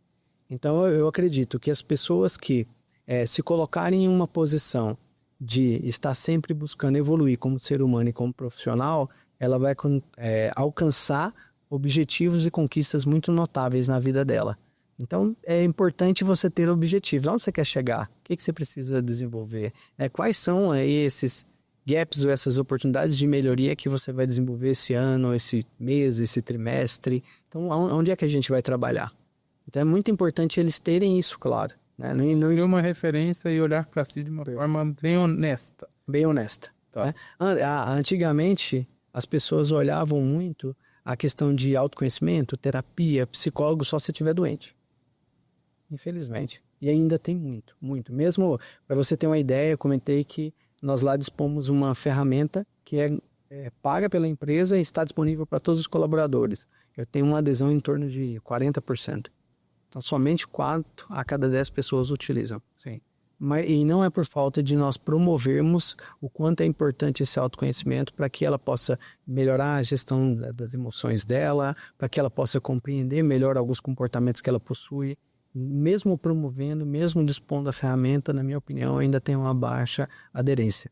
Então, eu colocaria isso assim, para pessoas que buscam cargos de liderança, ser protagonista dentro das organizações e da vida que possui, se coloque nessa posição de se conhecer e, se conhecendo, criar esses planos de ação individual para que você melhore o ser humano e o profissional que você é. Então, acho que isso faria muito sentido. Bacana. Então, se conhecer melhor a partir de uma referência que você busca, de um objetivo, etc. Seguir. Perfeito. Bacana. Parece uma fórmula bem consistente, não é? Ela é gostosa, eu falo assim, ela é gostosa de se trabalhar. Né? Um dos desafios, se você me permite, é como você vê também, já aproveitar esse conselho para a gente caminhar para o nosso final, mas como você vê as pessoas que ainda não enxergam a necessidade desse protagonismo? Como ajudá-las a enxergar essa necessidade? Ótima pergunta essa, Marcelo. Nós estamos tentando compreender como gerar essa chama para que elas tenham a vontade de ser protagonistas. E aí é uma provocação interessante, porque eu falo o seguinte, nem todo mundo quer ser atacante. Você fala, não, nem todo mundo quer ser atacante. Pode ser o melhor zagueiro. Você pode ser o melhor zagueiro e às vezes, aí voltando ao Bernardinho, você pode ser o melhor reserva. Então, o Bernardinho fala, né, e o Jordan também, o Jordan fala, se eu não me engano, numa literatura de Michael Jordan, ele na literatura dele, ele conta, ele estrutura um capítulo de uma literatura dele para poder agradecer os bons reservas que ele possuiu. E que ele falou que se ele não tivesse bons reservas, ele talvez não teria alcançado o resultado que ele alcançou. Quando você olha hoje, na minha opinião, no meu caso, eu gosto também do tênis, e eu acho muito privilegiado eu poder ter olhado ali Federer jogar, Nadal jogar, Djokovic jogar, e eles falam isso entre eles também. Eu acredito que talvez eu alcancei essa excelência, esses resultados tão notáveis, porque eu tive como competidor pessoas tão extraordinárias no mesmo momento que eu estava ali competindo. Então a régua é muito alta. Então, para que eu também possa crescer junto com eles, eu tenho que ser ou melhor ou igual a ele, onde a gente vai ali equilibrando ganhos de torneios e por aí vai, né? Então, esse despertar nas pessoas, elas compreenderem qual é esse lugar de potência dela. Às vezes esse lugar de potência não vai ser como atacante.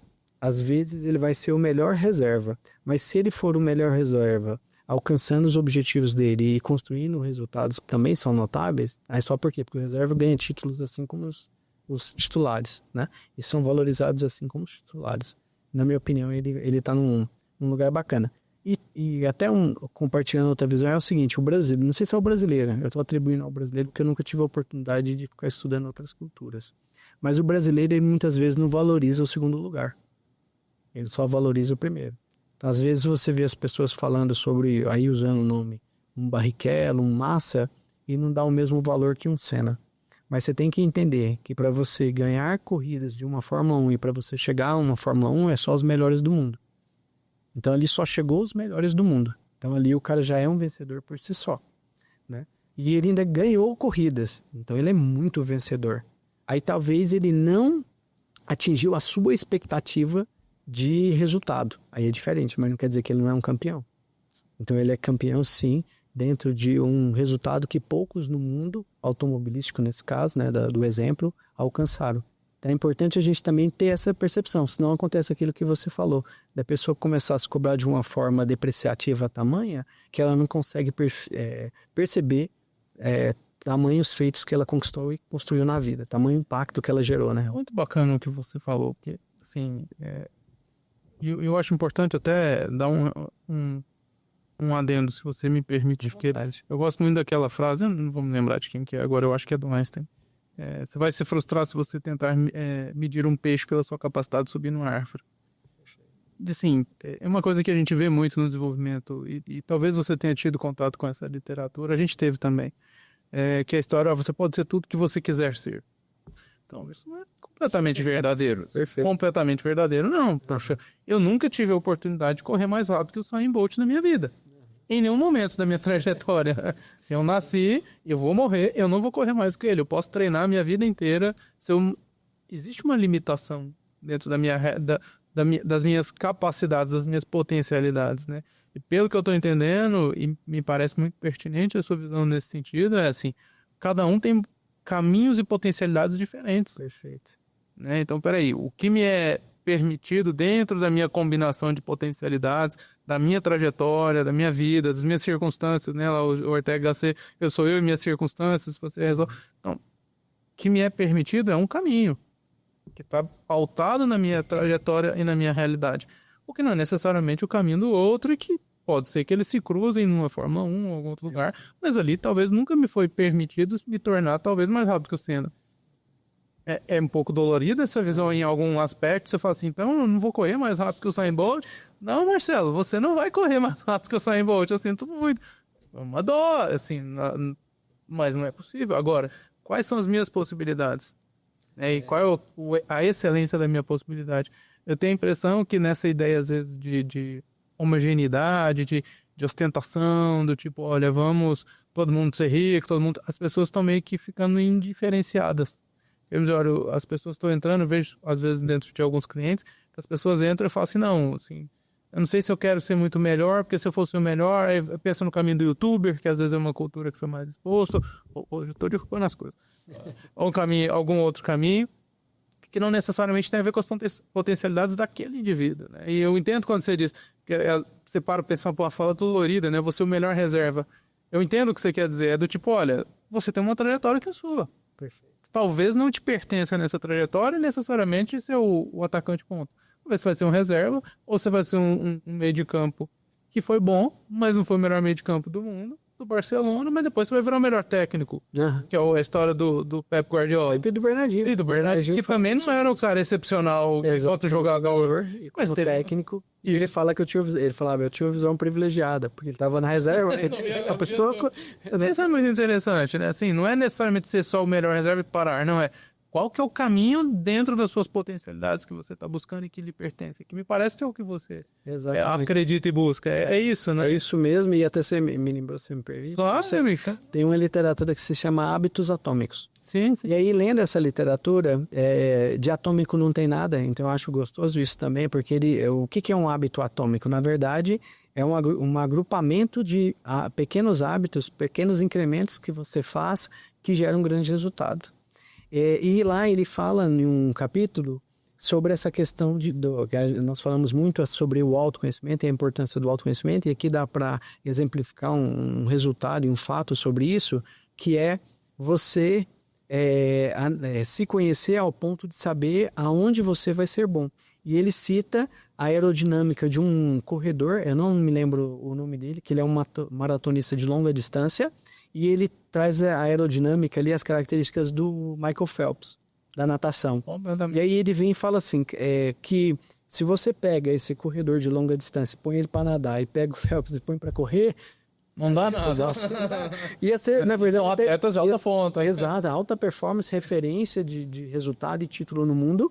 Só que para aquela modalidade, para aquele esporte, ou para aquele lugar, eles assim, seria constrangedor para eles, assim, para a gente ver no potencialidades dele. E nesse sentido, é o que você traz mesmo, assim, onde é o meu lugar de potência. E entender assim, nesse lugar de potência, Aí voltando à ideia da pirâmide invertida, às vezes o meu lugar de potência não é no palco, é na plateia. Aí você fala, como assim? Às vezes eu fui a pessoa que contribuiu na vida do Nelson Mandela para que ele tivesse aquela mentalidade, tivesse aquela oratória e fizesse aquele resultado. E talvez sem a minha pessoa, ele não teria chegado àquelas conclusões e tido aquela personalidade para ser quem ele foi.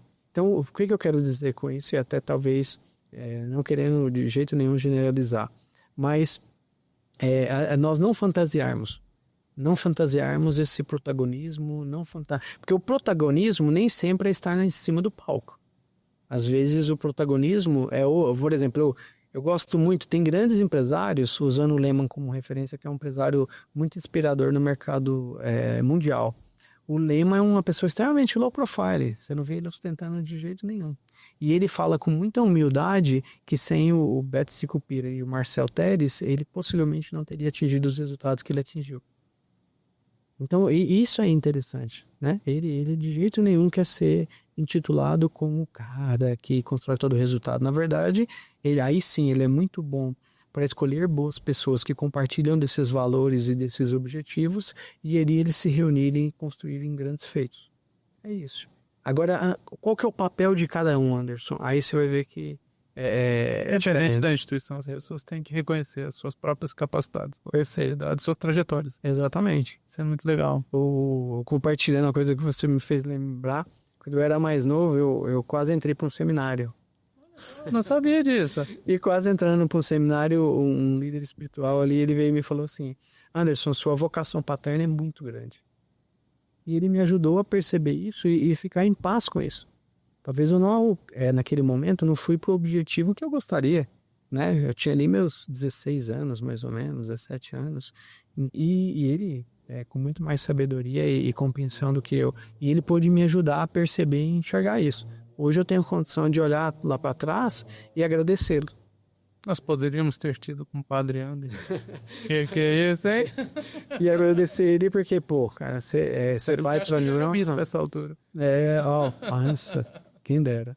Mas assim, isso que a gente tem que perceber. Às vezes a gente não vai alcançar o lugar que nós gostaríamos, mas por quê? Dentro das nossas características, da nossa competência, da nossa história de vida e dessa questão do lugar de potência, o meu lugar pode ser um lugar que vai gerar até um efeito maior do que se eu estivesse em cima do palco e eu conquisto ali retornos tão significativos quanto, né? Então, felicidade, realização. E o que nos leva à nossa última pergunta? Qual o legado que o senhor gostaria de deixar? Essa pergunta é forte, hein?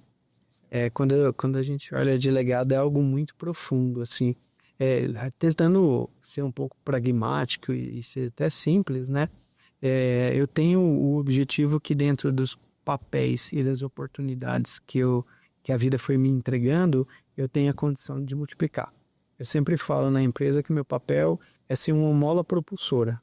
Então eu quero ser sim um fator de multiplicação para ajudar as pessoas. Você fala, o que é? Tenta trazer isso de forma mais prática, mais simples. É você, ao ter contato com seres humanos, trocar com ele, que nós dois possamos sair melhor do que a gente entrou nessa interação, nessa conversa. Se eu tive isso, eu acredito que eu estou fazendo o meu papel. Mas eu não tenho muitos sonhos materiais ou de grandes feitos nesse sentido. O meu sonho é continuar honrando, vamos dizer, a Deus, a minha família, a minha mãe, com uma conduta reta e tendo a oportunidade de as pessoas que por algum motivo o universo me confiou e trouxe elas até mim, poder ajudá-las, né? E assim elas poderem ser melhores profissionais, melhores seres humanos. Aí para mim eu fecho com chave de ouro. Posso dizer que a gente saímos nós dois melhores dessa conversa. Obrigado.